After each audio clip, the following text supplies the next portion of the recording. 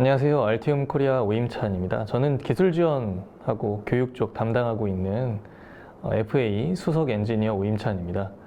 오늘 첫 번째 발표를 제가 진행하고 두 번째 발표는 저희 특별 손님을 모셨습니다. 태성에서 발표를 맡아주실 거고 혹시 자기소개 잠깐 부탁드리겠습니다. 안녕하세요. 태성 S&E 배현진 매니저라고 합니다. 저는 태성 S&E에서 EBU HF 팀에 속해 있고요. 하이 프리퀀시 쪽 관련해서 일렉트리컬한 그런 해석을 주로 담당하고 있습니다. 그리고 금일 두 번째 섹션 발표를 맡기 위해서 이곳에 나왔습니다. 네, 감사합니다. 그럼 바로 시작하도록 하겠습니다. 네, 올인원 ECAD 솔루션 AI와 클라우드가 완성하는 PCB 설계의 미래를 발표 시작하도록 하겠습니다. 하나 공지를 드리면은 발표를 들으시는 중에도 궁금하신 사항이 있으시면 자유롭게 채팅창을 통해서 남겨주시면 감사드리겠습니다. 저희 직원분들이 문의사항에 대해 바로 답변 드리고 있으니까 편하게 남겨주십시오.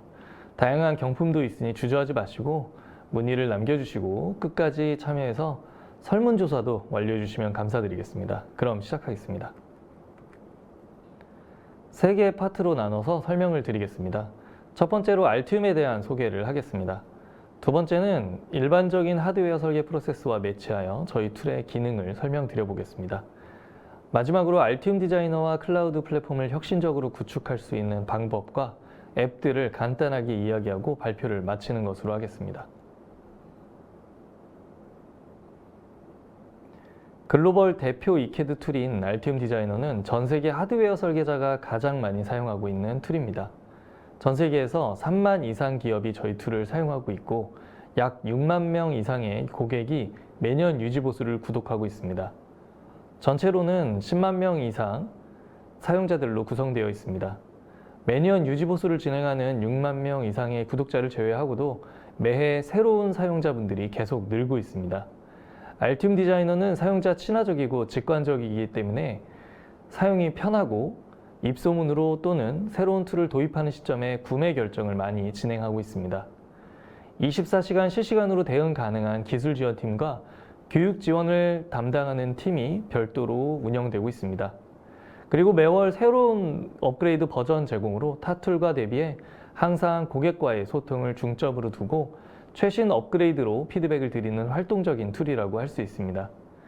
버전과의 호환도 문제없어 과거 버전의 데이터를 최신 버전의 프로그램으로 또는 최신 설계 데이터 파일을 과거 버전에서 바로 사용 가능합니다. 따라서 한번 알티움 디자이너를 도입하시면 오랫동안 사용하시는데 전혀 문제없이 설계할 수 있습니다.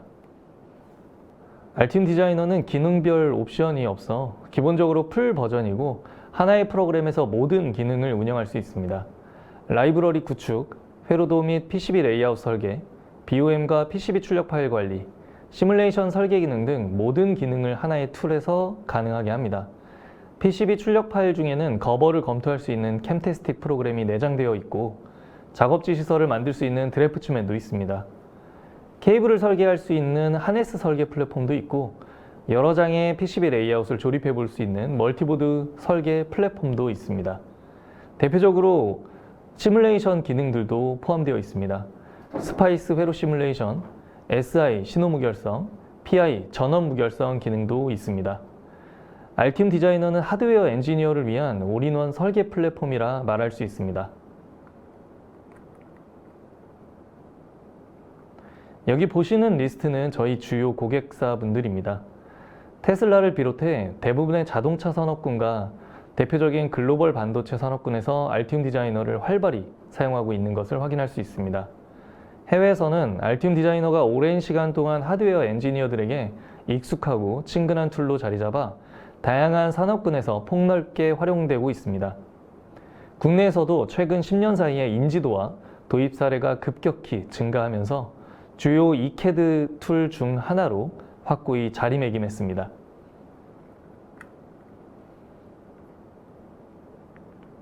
알티움 디자이너는 최신 하드웨어 설계 트렌드를 선도하고 있습니다. 작년부터는 기존의 PCB 레이아웃 설계 범주를 넘어 다양한 설계 플랫폼을 선보이며 설계 기술의 확장성을 보여주고 있습니다.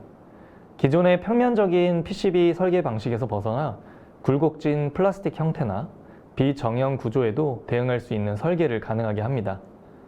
케이블을 설계하는 하네스 설계 플랫폼과 PCB 레이아웃을 시뮬레이션 할 때 필요한 추가 시험 기능까지 개선하고 업그레이드하고 있습니다.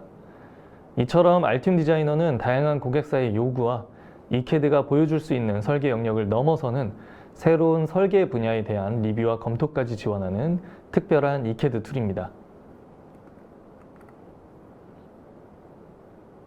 일반적인 제품 설계 프로세스를 통해서 알튬 디자이너의 기능과 비교해서 살펴보도록 하겠습니다. 이 표는 일반적인 설계 프로젝트에서 거치는 주요 단계를 간략히 정리한 것입니다. 부품을 선정하고 제작하는 단계에서는 단순히 부품을 만드는 것에 그치지 않고 사양서 검토, 재고 확인, 단가 분석, 그리고 부품의 가용성 여부까지 종합적으로 판단해야 합니다. 이러한 정보는 회로도와 PCB 레이아웃 설계에 그대로 반영됩니다. 회로도 설계 단계에서는 멀티 채널 구성이나 계층 구조 등 복잡한 설계 방식이 적용되며 이후 자연스럽게 PCB 레이아웃 단계로 이어집니다. PCB 레이아웃 단계에서는 오토 라우팅, 디자인 룰 체크, 고속 신호 처리, 튜닝 등 다양한 고급 기능을 구현하며 시뮬레이션 단계로 확장할 수 있습니다. 회로도 및 PCB 설계 단계에서는 회로 시뮬레이션뿐만 아니라 신호 전원 무결성 SI/PI 시뮬레이션도 함께 수행됩니다. 설계에 문제가 없을 경우 제조 단계로 넘어가게 되고 거버, SMT 좌표, 드릴 데이터, ODB 뿔뿔, IPC 표준, BOM 등 다양한 출력 파일을 생성하며 PCB 제작을 준비합니다. 이후 PCB와 외부 연결이 가능한 하네스 설계, 그리고 케이스와 같은 사출물의 조립성까지 검토하며 최종적으로 제품을 출시하게 됩니다. 이 모든 과정에서 알튬 디자이너는 각 단계에 필요한 기능을 폭넓게 지원하며 설계의 완성도를 높이는 데 중요한 역할을 합니다.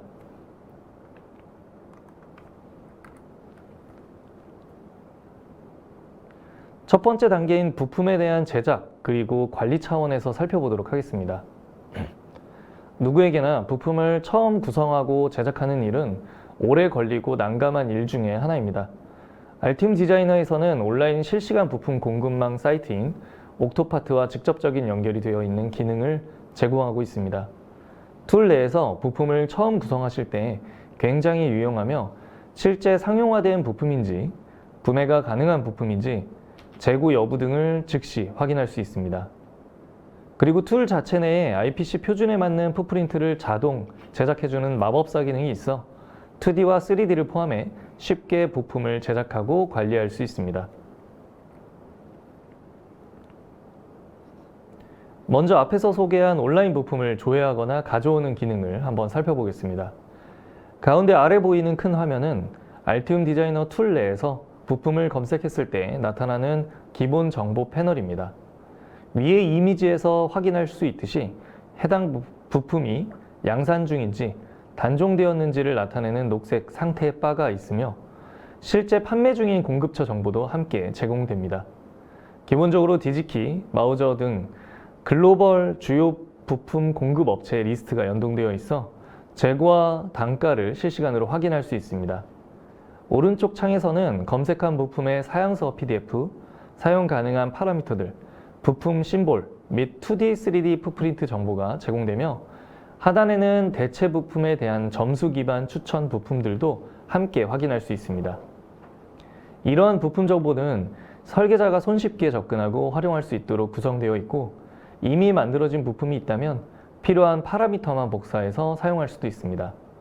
알티움 디자이너의 온라인 부품 조회 기능은 초보 사용자도 쉽게 부품 셋업을 할 수 있도록 도와주는 매우 강력하고 유용한 기능 중 하나입니다.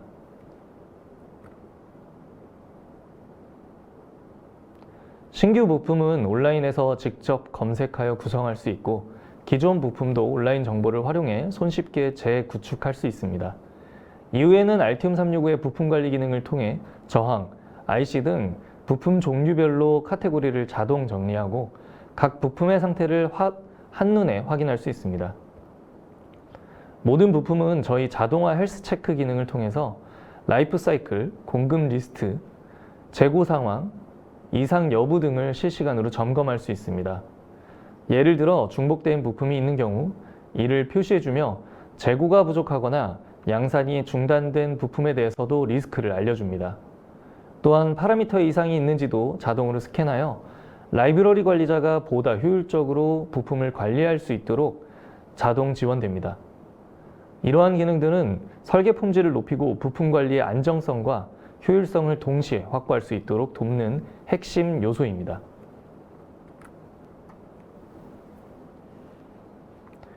두 번째 단계인 회로도 설계로 넘어가겠습니다. 대부분의 이캐드 툴은 유사한 회로도 설계 기능을 제공하지만 알팀 디자이너만의 특징은 멀티 채널 구조나 계층 구조 설계를 보다 직관적이고 쉽게 구현할 수 있다는 점입니다. 또한 PCB와 연동하여 회로도 한 장을 룸 단위로 구성함으로써 체계적인 설계 관리가 가능합니다. 회로도 단계에서부터 PCB에 들어갈 부품, 네트, 그룹핑, 그리고 디자인 룰까지 미리 정의할 수 있어 설계의 일관성과 효율성을 높일 수 있습니다. 오른쪽 그림은 하나의 회로도 블록을 리피트 기능을 활용해서 동일한 구조를 8번 반복한 예시입니다. 이 반복 구조는 PCB와 연동되어 아래와 같이 룸 형식으로 자동 구성되며 이 중 하나의 룸만으로 부품 배치와 배선을 완료시키면 나머지 7개 룸의 카피 페이스트 기능을 통해서 동일하게 복사 붙여넣기를 적용할 수 있습니다. 이러한 방식은 설계 시간을 크게 단축시킬 뿐만 아니라 회로도 단계에서부터 체계적이고 반복 가능한 구조를 구현하여 설계 품질과 관리 효율성을 동시에 확보할 수 있습니다. 알팀 디자이너는 회로도와 PCB를 동시에 설계할 수 있는 통합 환경을 제공하며 이를 기반으로 다양한 실시간 협업 기능을 지원합니다. 왼쪽 그림은 회로도에서 네트의 색상을 지정하고 해당 색상이 PCB에서도 그대로 연동되는 기능을 보여줍니다. 이 기능을 통해 설계자는 시각적으로 네트를 구분하고 회로도와 PCB 간의 연결 관계를 직관적으로 파악할 수 있습니다. 오른쪽 그림은 회로도에서 부품, 네트, 핀을 선택하면 PCB에서도 자동으로 해당 항목을 추적하고 하이라이트 해주는 기능입니다. 반대로 PCB에서 항목을 선택하시면 회로도에서도 동일한 하이라이트가 되기 때문에 어느 설계 플랫폼에서건 자유롭게 연동해 작업할 수 있습니다. 이러한 양방향 연동 기능은 설계 정확도를 높이고 협업 시에 커뮤니케이션을 원활하게 해주는 핵심 요소입니다.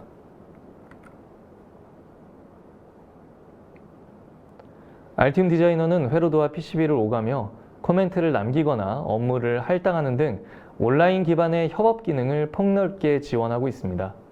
각 설계 단계에서 발생하는 수정사항, 남겨야 할 코멘트, 그리고 업무 할당을 통해서 단계별로 체크해야 할 항목들을 체계적으로 관리할 수 있습니다. 업무는 칸반보드 형태로 구성되어 담당자와 승인자를 지정함으로써 각 업무의 진행 상황과 완료 여부를 명확하게 추적할 수 있습니다. 이력을 함께 관리할 수 있어 설계 품질뿐만 아니라 협업의 투명성과 책임감도 높일 수 있습니다. 이러한 협업 기능은 설계팀 간의 커뮤니케이션을 강화하고 프로젝트의 진행 상황을 명확하게 파악할 수 있도록 돕는 중요한 도구입니다.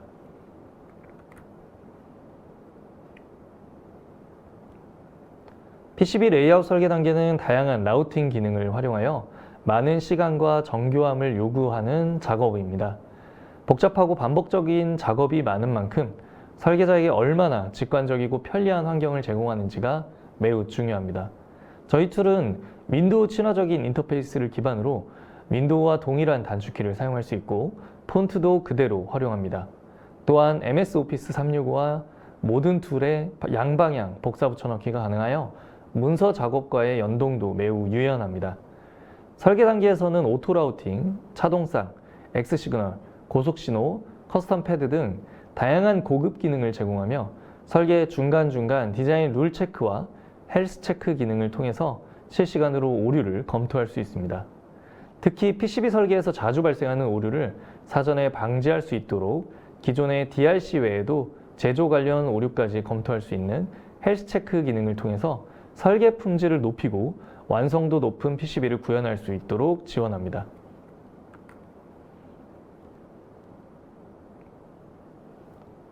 알티움 디자이너의 PCB 설계는 단순히 전기적 연결만 고려하는 것이 아니라 실제 제품의 기구적 요소와도 맞물리는 3D 차원에서의 검토를 가능하게 합니다. 예를 들어 리지드 플렉스 PCB 설계에서는 화면에 보이는 것처럼 실제로 PCB를 접었다 폈다 하는 동작을 3D로 검증 시뮬레이션 할 수 있습니다. 또한 여러 장의 PCB를 불러와 멀티보드 기능을 활용하면 보드 간의 조립성도 함께 검토할 수 있습니다. 기구 CAD에서 가져온 3D 스텝 객체도 그대로 임포트할 수 있어 히트싱크나 케이스 같은 기구물과의 간섭 여부를 직접 확인할 수 있습니다. 이처럼 PCB 설계자가 직접 조립성을 검토하고 기구적 간섭 문제까지 사전에 파악할 수 있기 때문에 알티움 디자이너는 전기적 설계와 기구적 설계를 동시에 고려할 수 있는 강력한 통합 설계 툴로 손꼽힙니다.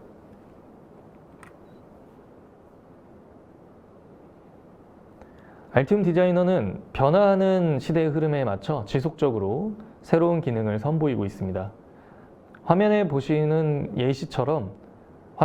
예시처럼 최근 주목받는 설계 트렌드 중 하나인 치본보드 기술은 기존의 2D PCB 설계를 넘어서 다차원적인 설계를 가능하게 합니다.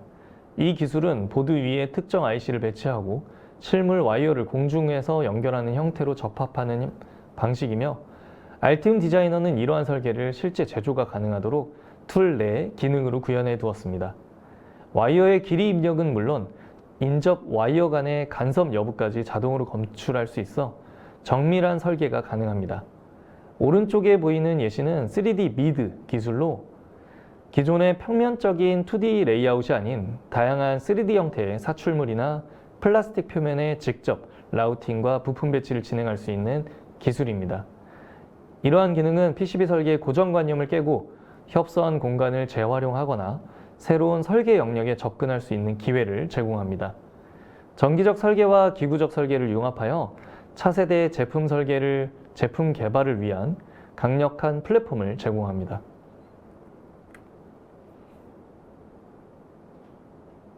회로도, PCB, BOM, 거버 등 주요 설계 데이터를 출력하거나 관리할 수 있는 강력한 이력 관리 기능을 제공합니다. 이 기능은 시간대별, 사용자별로 저장된 모든 설계 이력을 기록하며 과거 설계로의 복원이나 변경사항 비교가 가능합니다. 이전 버전의 파일 간 차이점을 비교할 수 있고 각 객체별로 변경사항을 리스트업하여 회로도, PCB, BOM, 거버 등 모든 항목에 대해 상세한 비교가 가능합니다. 변경사항은 색상으로 직관적으로 표시되며 노란색은 수정된 항목, 빨간색은 삭제된 항목, 녹색은 새로 추가된 항목을 의미합니다. 이력 관리 기능은 설계 변경의 추적성과 품질 관리를 동시에 만족시키는 중요한 도구로 협업 환경에서도 매우 유용하게 활용됩니다.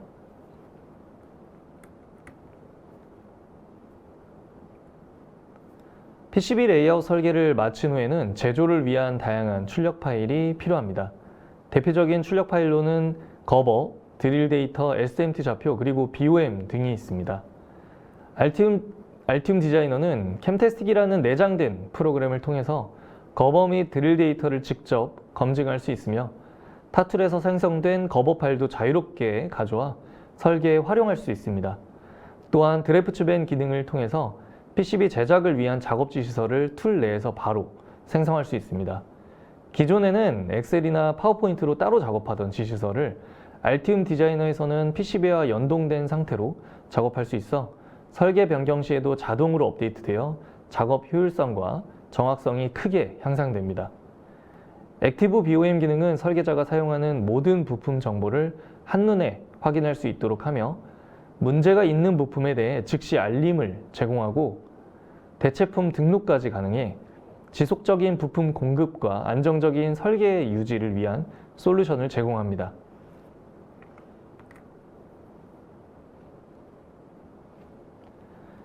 회로도 및 PCB 설계가 진행 중이거나 완료된 후에는 시뮬레이션을 통해 설계 검증 단계로 넘어가게 됩니다. 회로도 설계 중에는 스파이스 기반의 회로 시뮬레이션을 통해 출력 전압과 전류를 다양한 시나리오에 맞춰 검증할 수 있습니다. 몬테칼로 분석, S 파라미터, 민감도 분석, 노이즈 역량, 온도 변화에 따른 반응 등 다양한 조건을 설정하여 정밀한 시뮬레이션이 가능합니다. PCB 설계 단계에서는 신호 무결성과 전원 무결성 시뮬레이션을 수행합니다. 신호 무결성 분석에는 반사 손실, 입사 손실, 배선의 임피던스, 전송 시간 등을 시뮬레이션하며 전원 무결성 분석에서는 히트맵과 흐름도를 통해서 전압 및 전류의 흐름을 시각적으로 확인할 수 있습니다. 색상에 표시된 화살표 흐름도를 통해서 설계자들은 PCB 레이아웃상의 전압 전류 루트를 직관적으로 파악하고 문제가 발생한 부분에 대해 즉시 해결책을 마련할 수 있습니다. 시뮬레이션 기능은 단순히 결과를 확인하는 데 그치지 않고 설계 수정 후 즉시 재시뮬레이션이 가능하다는 점에서 큰 강점을 가지고 있습니다. 별도의 시뮬레이션 환경 설정 없이 동일한 환경 내에서 바로 시뮬레이션을 수행할 수 있어 공간 절약, 프로세스 간소화, 진입 장벽 완화 등 실무 설계자들에게 매우 편리한 환경을 제공합니다. 이처럼 설계와 시뮬레이션을 하나의 플랫폼에서 통합적으로 수행할 수 있는 이캐드는 알티움 디자이너가 유일합니다.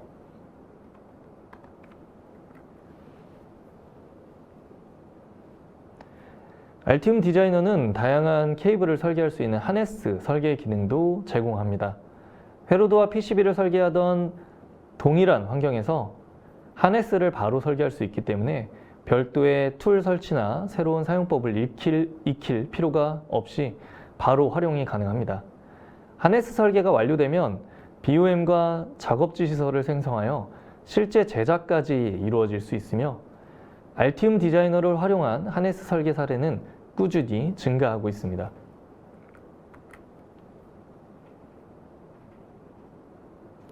하네스 설계는 멀티보드 기능과 연동되어 PCB 간의 물리적 연결을 구성하고 검토하는 데 매우 유용합니다.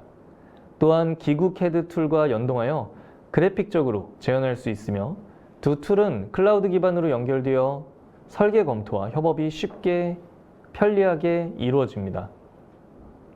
예를 들어서 알티움 디자이너에서 설계한 하네스와 멀티보드 데이터를 기구 CAD로 전송한 후 길이 조정이나 조립 검토를 마친 뒤 다시 PCB 설계자 담당자에게 전달하는 등 설계, 기구, 제조 간의 유기적인 협업이 가능한 통합 설계 환경을 제공합니다.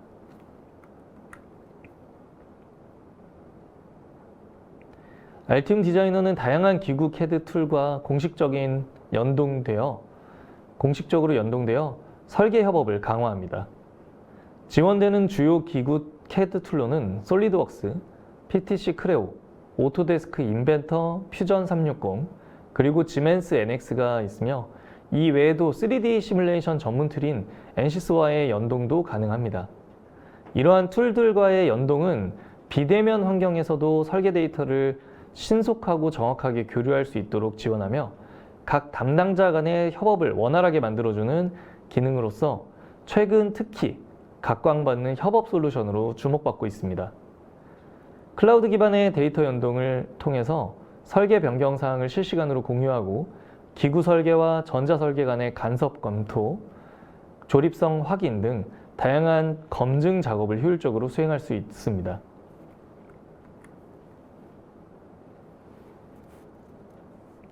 알티움 디자이너는 단순한 PCB 설계 툴을 넘어서 제품 제작 단계에서의 검증과 검수까지 지원하는 다양한 기능을 갖추고 있습니다. 지금 보시는 화면은 PCB 3D 환경에서 부품을 하나씩 또는 유사 부품 그룹별로 수동 조립 시뮬레이션을 진행하는 모습입니다.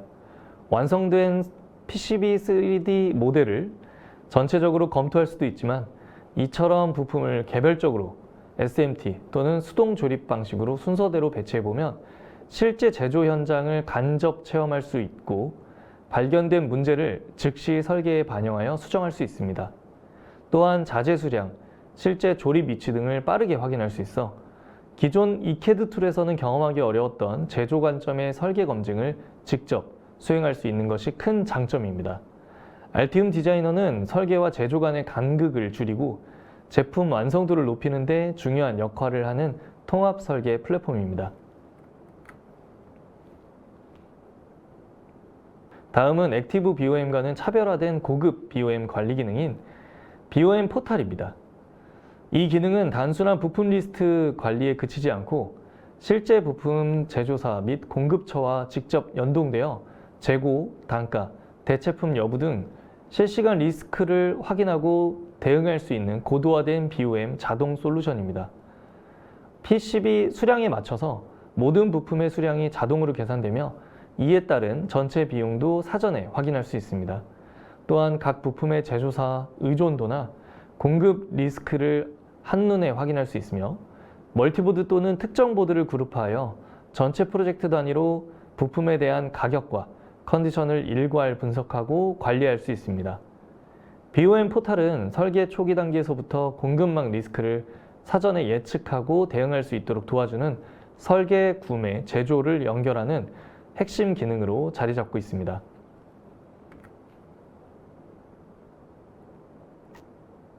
이 디자인 리뷰 기능은 설계 프로세스 전반에 걸쳐 검토 항목을 자동 생성하거나 사용자 정의 리스트를 만들어 각 단계별로 이행 여부를 확인할 수 있도록 지원하는 기능입니다.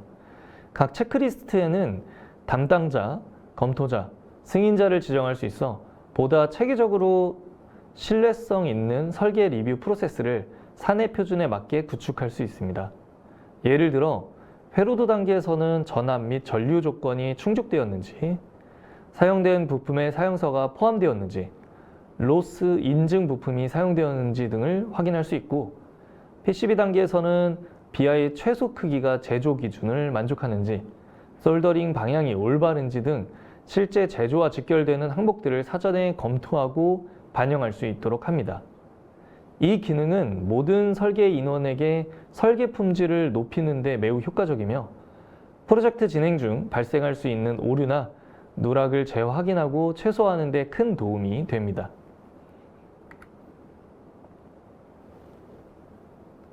다음은 AI 기능이 포함된 설계 요구사항 시스템 포탈입니다. 이 기능은 전체 프로젝트에 적용되는 사양, 스펙, 규격, 규정 등을 체계적으로 관리하며 설계 리뷰 시 각 항목의 이행 여부를 담당자별로 수시로 확인할 수 있도록 지원합니다.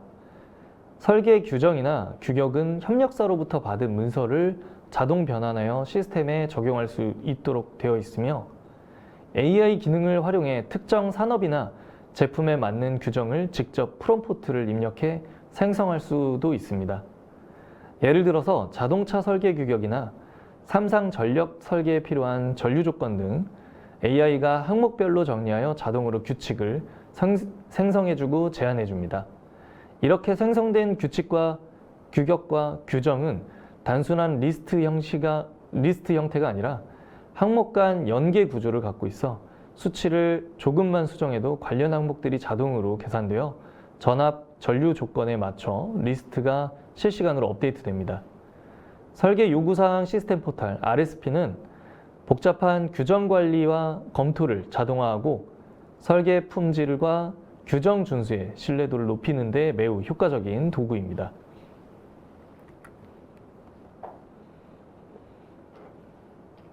RSP 기능은 프로젝트 설계 단계별로 일정과 업무를 체계적으로 관리할 수 있도록 지원하는 기능도 있습니다.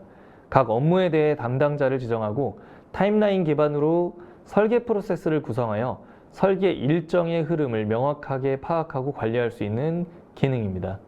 이 외에도 예산 관리, 자원에 대한 배분, 우선순위 설정 등 다양한 프로젝트 관리 기능과 연동이 가능하며 AI 기능을 통해 업무 자동화와 예측 기반 의사결정까지 지원합니다. RSP는 단순한 일정 관리 도구를 넘어서 설계와 협업을 통합적으로 운영할 수 있는 스마트한 AI 프로젝트 관리 플랫폼으로 활용할 수 있습니다.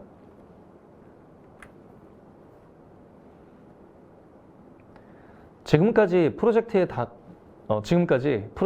단계별로 알티움 디자이너에서 꼭 확인해야 할 주요 기능들을 살펴보았습니다. 알티움 디자이너는 단순히 회로도와 PCB 설계에만 국한되지 않고 초기 부품 소싱부터 설계, 시뮬레이션, 협업, 제조 공정까지 전 과정을 아우르는 미래지향적인 통합 설계 플랫폼입니다. 설계 품질 향상, 협업 효율성, 제조 연계성까지 모두 고려한 기능들이 하나의 환경에서 제공되며 설계자 중심의 직관적인 인터페이스와 강력한 기능성으로 오늘날 빠르게 변화하는 산업 환경에 최적화된 솔루션을 제공합니다.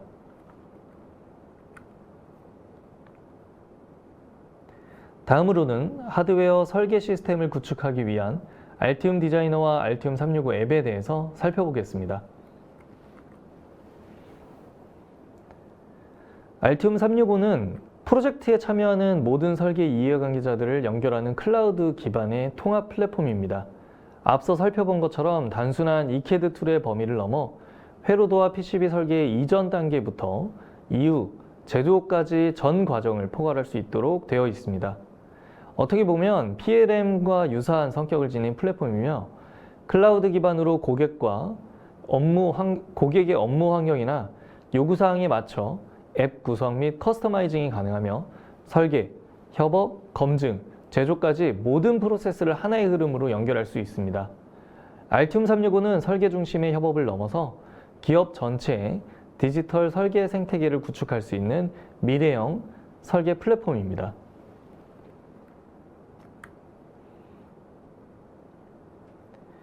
모든 시스템을 구축할 필요는 없습니다. 필요한 앱만 선택해 활용할 수 있습니다.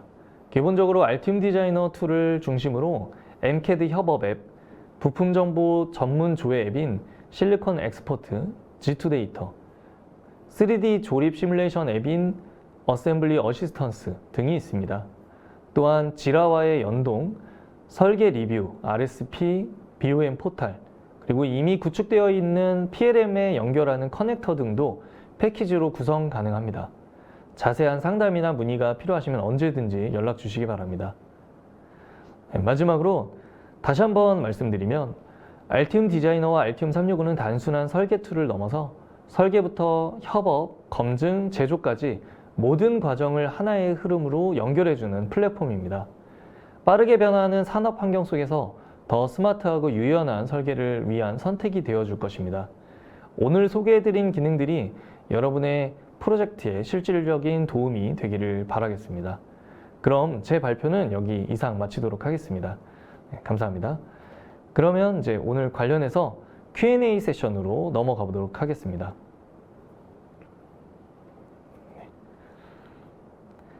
제가 이제 Q&A를 진행하고 다음 세션으로 넘어갈 건데 많은 분들이 다음 세션을 기다리고 계시는 것 같아요. 근데 일단은 제가 Q&A를 통해서 질문과 답변을 드리도록 하겠습니다.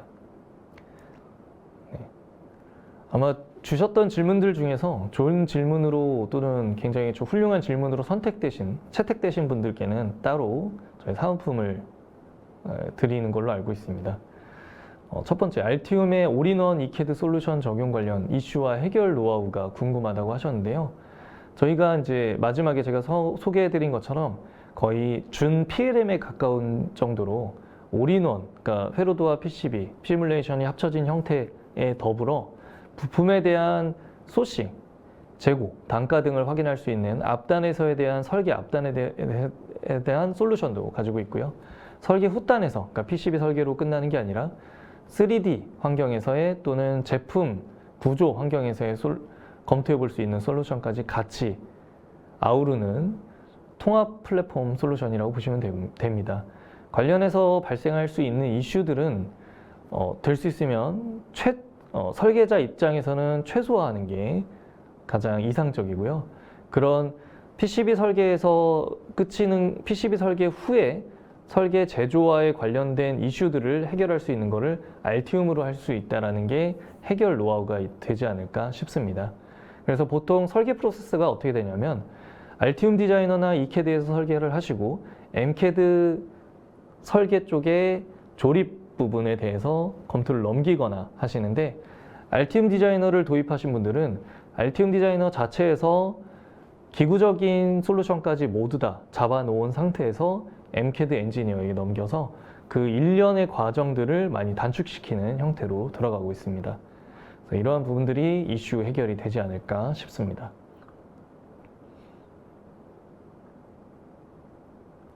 시뮬레이션 영역에도 AI 기술들이 다양하게 활용되는 것 같은데 알티움 솔루션에 특화된 AI 기술과 기능들은 어떤 것들이 있는지 궁금합니다.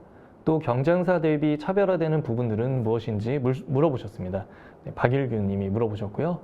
일단 시뮬레이션 영역의 AI 기술들은 이제 뭐 NCS나 이쪽 전문 시뮬레이션 툴에서도 계속해서 형성되는 걸로 알고 있고요.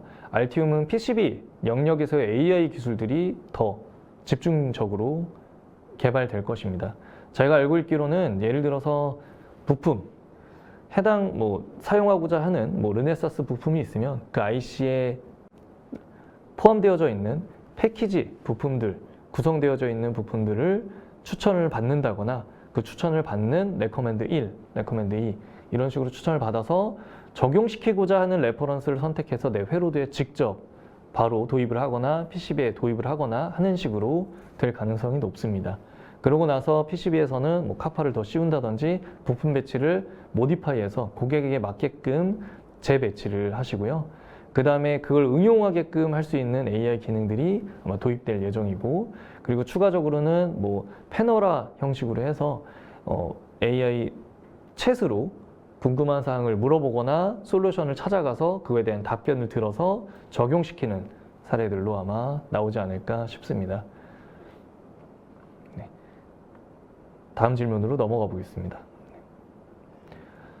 주요 경쟁 제품이나 솔루션은 무엇이 있고 경쟁 대비 차별화된 점이 무엇인지 궁금합니다. 라고 남겨주셨습니다. 조한나님께서 남겨주셨고요.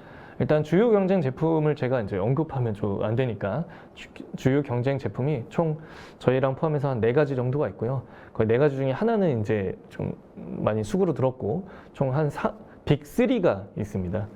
빅3에서 보통 이제 추진하고 있는 게 클라우드 솔루션을 많이 추진하고 있고, 알티움은 한 5년, 되게 오래 전부터 클라우드 솔루션을 내놓고 이미 그만큼 기술력이 집약되어져 있기 때문에 많은 솔루션들을 클라우드에 집어넣어 있습니다. 그래서 경쟁사 대비해서 클라우드에 들어가는 솔루션만큼은 저희만큼 탄탄한 제품도 많이 없고요.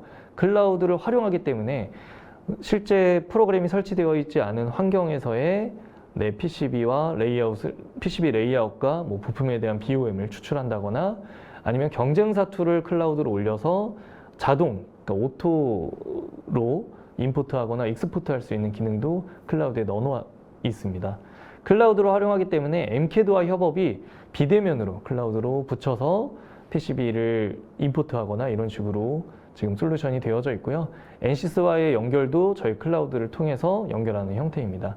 그래서 앞으로는 이 클라우드로 제시하는 솔루션이 굉장히 많을 것으로 보여집니다. 물론 지금도 많이 내놔 있습니다. 네. 네, 솔루션 도입을 고려하는 기업 입장에서 기존에 사용하던 설계 툴과 데이터들을 알티움 올인원 솔루션으로 마이그레이션하는 과정은 얼마나 복잡하고 이를 위한 기술 지원이나 도구가 제공되는지 궁금하다고 이제 신홍동님께서 남겨주셨는데요. 일단 알티움이 그 이캐드들 중에서 가장 많은 툴에 임포트를 할 수 있어요. 이캐드끼리에 대한 데이터도 임포트를 할 수 있고 PLM에 대해서도 커넥션 할 수 있고요. 당연히 ERP도 커넥션 할 수 있고, 그 다음에 다른 툴, MCAD 툴에서 사용했던 스텝 파일 이건 DWG, DXF 파일, 기타 다른 파일들도 같이 가져와서 임포트 할 수 있습니다. 그걸 얼마나 잘 임포트해서 잘 표현을 하느냐는 각 이캐드들만의 미션이긴 한데, 알티움이 가장 많은 변환을 성공시키고 높은 수준으로 변환할 수 있다는 건 익히 좀 많이 알려져 있는 상황이고요. 그래서 마이그레이션 하는 거에 대해서 그렇게 걱정하지 않으셔도 되고, 저희가 당연히 기술 지원 팀이 있기 때문에 저희가 솔루션을 제공해 드리거나 아니면 컨설팅을 해 드리거나 이런 것도 다 해드리고 있습니다. 클라우드 환경의 다음 질문으로 넘어가겠습니다. 클라우드 환경에서 설계 데이터의 버전 관리는 어떤 방식으로 이루어지나요? 예를 들어 여러 팀원이 동시에 한 파일을 수정했을 때 충돌을 방지하고 변경 이력을 효율적으로 추적할 수 있는지 그 방법이 궁금합니다. 라고 신의주님께서 남겨주셨고요. 클라우드 환경에서 진행하기 때문에 당연히 이제 여러 설계자분들이 클라우드에서 그 해당하는 프로젝트를 땡겨 받는 형식으로 작업을 할 거예요. 땡겨받았을 때 이제 우려되는 거는 내가 작업하고 있는 중에 다른 사람이 방해하면 어쩌지라고 하는 부분인데요. 이거는 이제 그 다른 사람이 들어왔을 때 나에게도 또는 제가 들어왔을 때 다른 사람에게도 옆에 이제 아이콘으로 뜹니다. 누가 들어와 있다, 뷰잉, 그러니까 보고 있다, 또는 아니면 에디트하고 있다를 표시해주고요. 편집해주고 나가게 되면 그 편집해 놓은 상황에 따라서 잭과 비교를 해서 수정한 부분, 삭제된 부분, 추가 부분을 제가 이제 결정을 해서 업데이트를 하든지 아니면 제 걸로 다시 덮는지에 대한 결정을 이어서 진행할 수 있습니다. 그리고 히스토리라고 하는 창을 통해서 누가 언제 몇 시에 무엇을 수정했고 추가했고 삭제했는지에 대해서도 각 시간 타임라인으로 저장이 되기 때문에 실수할 일이 없고요. 그 다음에 과거 버전이 더 훨씬 마음에 든다라고 하면 과거 버전으로 회계를 하거나 복원을 하거나 또는 클론 기능을 통해서 두 개의 프로젝트를 동시에 가져가거나 하는 식으로 하실 수 있습니다. 기존 패즈로 설계된, 직접 이건 남겨주셨으니까 이제 경쟁사 툴을 언급해도 될 것 같아요. 기존 패즈로 설계된 스케매틱 파일을 알티움으로 불러올 수 있나요? PCB 파일은 열 수가 없을 것 같은데 가능하냐고 물어보셨는데요. 패즈 툴 내에서도 다른 툴로 보내기 위해서는 아스키로 한번 떨어뜨려셔야 합니다. 그래서 아스키 파일로 떨어뜨리면 알티움에서 그대로 읽을 수 있고요. 제가 이제 보통 패즈랑 비교해서 인풋 하실 때 유의해야 되는, 반대도 마찬가지입니다. 알티움에서 패즈로 가실 때도요. 유의해야 되는 것들 중에 한 두 가지 정도가 있는데 DRC 그리고 카파 부분이 살짝은 차이가 있을 수 있습니다. 네, 웬만해서는 다 모든 정보를 가져오기 때문에 그냥 더블 체크로만 잘 변환이 됐는지 보신 다음에 바로 설계하셔도 문제 없으실 것 같습니다. PCB 설계는 제조 공정을 고려한 효율적인 구조로 제작 생산성 향상과 비용 절감을 이룰 수 있냐고 이제 물어보셨는데요. 아무래도 이제 PCB 설계와 제조 공정은 서로 다른 단계이기 때문에 제조를 고려해서 PCB 설계를 해야 됩니다. 그때 이제 필요한 것들이 뭐냐면 디자인 룰 체크라던가 헬스 체크라고 하는 PCB 내에서 제조를 고려한 검사 항목들이 있어야 되고요. 보통은 이제 DFM이라고 하는 디자인 포 매뉴팩처리라고 하는 그런 DRC 기능이 별도로 있는 툴도 있습니다만 알티움은 그런 매뉴팩처과 관련된 기능도 그런 룰 체크 부분도 툴 내에 다 들어가져 있습니다. 그래서 뭐 예를 들면 홀에 대한 크기, 미니멈, 맥시멈 사이즈를 넣는다거나 실크가 패드 위로 올라와져 있을 때에 대한 DRC를 실시간으로 체크를 한다거나 이런 것도 있고요. 그리고 3D로 넘어가는 그런 DRC도 들어가져 있어서 3D에 대한 높이에 대한 디자인 룰 또는 3D에 대한 클리어런스, 왜냐하면 조립성에 대해서 검토도 해야 되기 때문에 커넥터를 조립할 때 그 주위에 1mm는 접근하지 말라라고 하는 디자인 룰도 같이 넣어서 3D에 대한 디자인 룰도 넣으실 수 있습니다. 그래서 이러한 디자인 룰, 매뉴팩처, 제조와 관련된 부분들, 제작과 관련된 부분들, 그리고 3D와 관련된 부분들에 대해서 디자인 룰로 녹여낼 수 있기 때문에 제작에 대해서 편의를 봐주고 제작에 대해서 고려한 PCB를 PCB 설계 단계에서 미리 가늠해서 제작할 수 있고 그거에 따른 비용 절감은 당연히 자연스럽게 따라온다고 보실 수도 있습니다. 그리고 제가 아까 발표 중에 나왔던 어셈블리 어시스턴스라고 하는 기능을 통해서 부품을 하나씩 한번 직접 제작을 해보실 수도 있겠습니다. 네.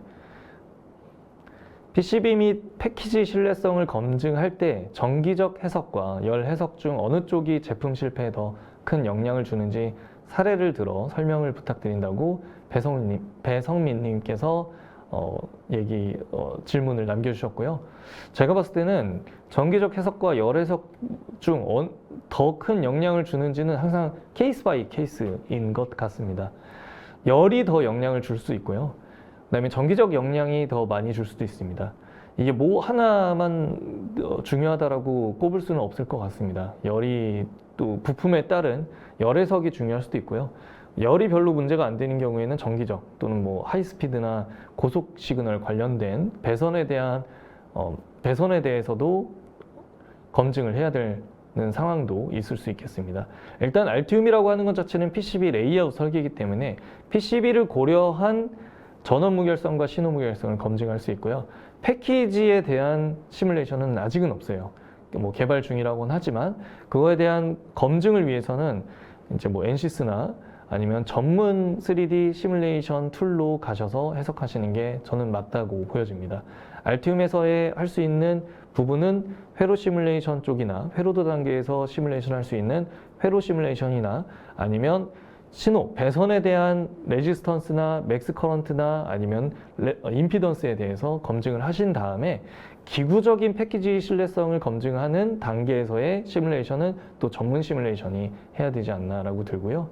뭐 그냥 하나의 예를 들어서 그냥 제가 잘 표현하는 얘기긴 한데요. 엑셀이 잘하는 일이 있고요. 파워포인트가 잘하는 일이 있습니다.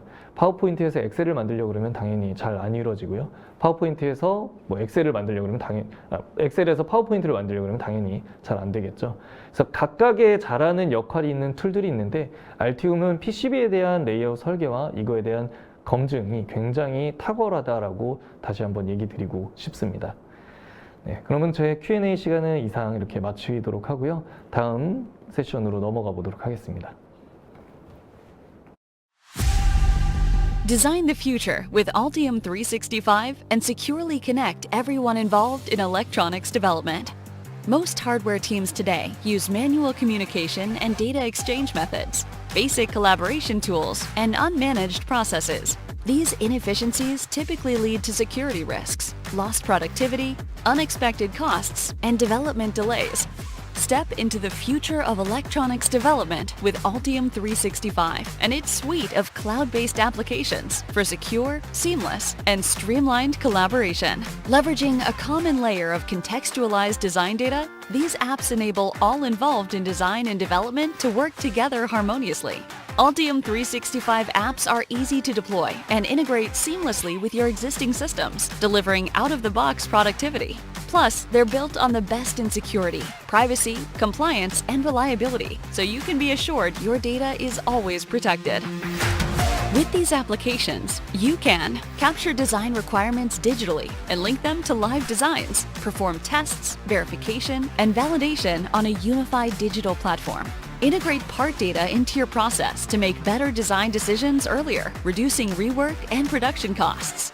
Use a centralized cloud library to ensure your team always has access to approved and up-to-date components. Collaborate seamlessly with leading ECAD solutions without converting files or learning new tools. Facilitate co-design with bi-directional data exchanges, saving time and reducing errors. Share version-controlled release packages quickly and get DFM feedback early to minimize production delays. This is just the start of how our applications add value to thousands of users and organizations. It's cloud-based. I have my own workspace. It's secure, it's private, but I can invite whoever I want to collaborate with, whether they're inside my organization or outside my organization. Explore our applications today and step into the future of electronics development.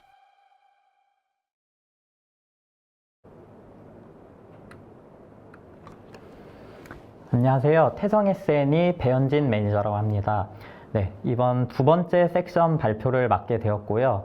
제가 준비한 거는 전자기 열 특성 해석으로 보는 PCB 패키지 신뢰성 확보에 대한 내용으로 준비를 하였습니다. 제가 이 주제를 어떤 예시를 들어야 조금 이렇게 접근하기가 쉬울지 계속 생각을 해봤어요.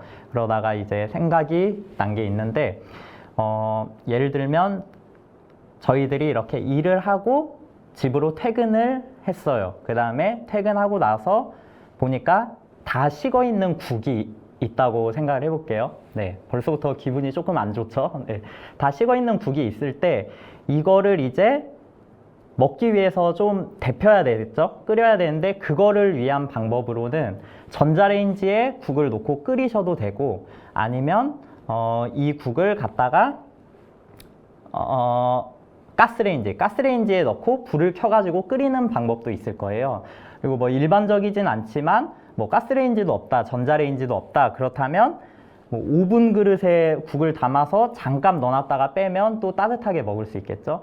이런 식으로 이제 국을 끓이는 방법도 동일한 목적을 가지고 있지만 여러 가지 측면에서 볼 수가 있어요. 그것처럼 PCB 패키지 이제 신뢰성에 대해서 먼저 말씀을 드릴 건데 그런 신뢰성 측에서도 아주 여러 가지 항목이 있지만 저는 이제 전자기 열 쪽에 조금 초점을 맞춰서 말씀을 드릴 거고, 동일한 이런 전자기 현상을 해석하는 데 있어서도 동일한 이런 뭐 시그널 인테그리티를 본다 이렇게 하더라도 그거를 보는 방법으로는 S 파라미터를 볼 수도 있고 TDR을 볼 수도 있고 크로스톡을 볼 수도 있고 다양한 방법으로 해석을 해볼 수가 있습니다. 그래서 제가 이번 발표에서는 이런 PCB 패키지의 신뢰성을 확보하기 위한 그런 전자기 열 특성 해석을 하는 방법들과 그 방법들이 의미하는 바, 그리고 간단한 뭐 예시 뭐 이 정도를 한번 소개를 드리도록 하겠습니다. 네, 컨텐츠로는 먼저 PCB 패키지 신뢰성에 대해서 잠깐 이렇게 한번 소개를 드릴 거고요.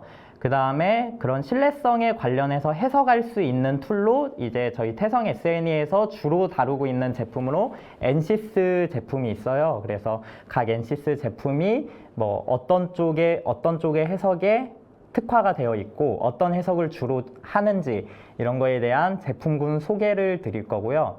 그리고 나서 방금 시작 때 말씀드린 것과 같이 시그널 인테그리티와 파워 인테그리티, 서머 이런 해석에 있어서 이제 여러 가지 방법이 있고 그 해석이 의미하는 바들이 있어요. 그거에 대해서 한번 이렇게 쭉 설명을 드리고 마치도록 하겠습니다. 네, 먼저 PCB 패키지 신뢰성에 대해서 한번 말씀드리겠습니다. PCB 패키지에서 신뢰성이란 사실 뭐 여러 가지 측면이 있지만 특히 이제 정기적 측면에서 봤을 때 이 신뢰성, reliability는 integrity, 무결성과 거의 이제 동일하다고 보셔도 될 것 같아요. 그래서 이제 전자제품이 안정적으로 동작하기 위해서는 먼저 전송된 1이라는 신호가 1이라는 신호로 잘 수신이 되는지, 이게 과거에 이제 주파수 대역이 느리고 뭐 이런 시스템 규모도 뭐 충분히 느린 속도 안에서 동작이 가능할 때는 그럴 때는 이거를 신경을 쓰지 않았어요. 당연히 1이라는 신호가 들어갔으면 1로 나오는 게 정상이겠죠. 근데 이제 점점 이런 하이스피드 그런 인터커넥션이 많아지고 계속해서 기술이 발전해 가면서 좌측 하단 그림과 같이 실제로 분명히 이 IC에서는 1이라는 신호가 들어갔는데 인풋되는 IC단에서 보면 이게 1도 아니고 0도 아닌 뭐 애매모호한 이런 신호가 들어가는 현상들이, 심지어 이것보다 훨씬 더 일그러진 케이스들도 있지만 이런 현상들이 일어나기 시작했어요. 그래서 이런 것들을 조금 더 신경을 쓰고 보는 게 보기 위한 뭐 일종의 그런 분야가 이제 시그널 인테그리티라고 하고요.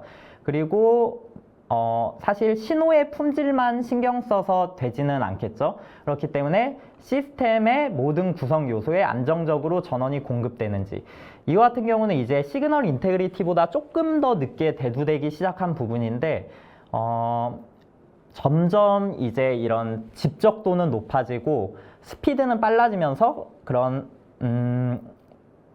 스위칭 소자들, 뭐 트랜지스터나 모스펫이나 뭐 이런 스위칭 소자들이 점점 많이 들어가기 시작했죠.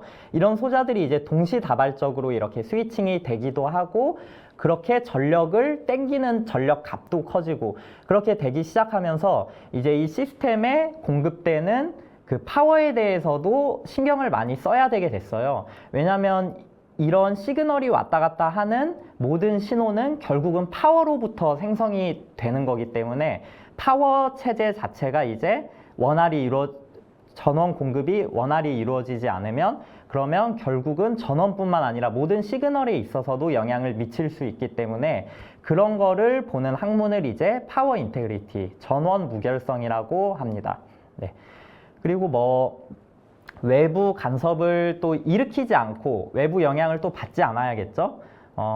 이런 것도 컴퓨터를 조금 어디서 이렇게 싸구려 마우스나 이런 거를 가져다가 써보시면 아는데, 주변으로부터 이런 USB 포트가 간섭을 많이 받는 경우들이 있어요. 이런 거를 껴놓고 이렇게 마우스를 조절을 하면 그게 계속 이제 제대로 전파 전달이 안 되는 경우가 있거든요.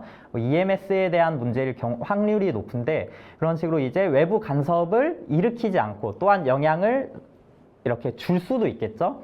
줄 수도 있는데 그런 것들을 이제 관리하는 그런 부분을 이제 EMC, 뭐 EMI, EMS 이렇게 부르는데 뭐 지금 이번 발표에서 EMC에 대해서 그렇게 깊이 나아가진 않겠지만 결국은 이런 EMC 문제가 다 시그널 인테그리티, 파워 인테그리티로부터 나오는 거기 때문에 이 위에 있는 두 가지 부분만 잘 관리가 돼도 EMC 문제의 거의 대부분은 다 잡힌다고 생각을 하셔도 될 것 같습니다.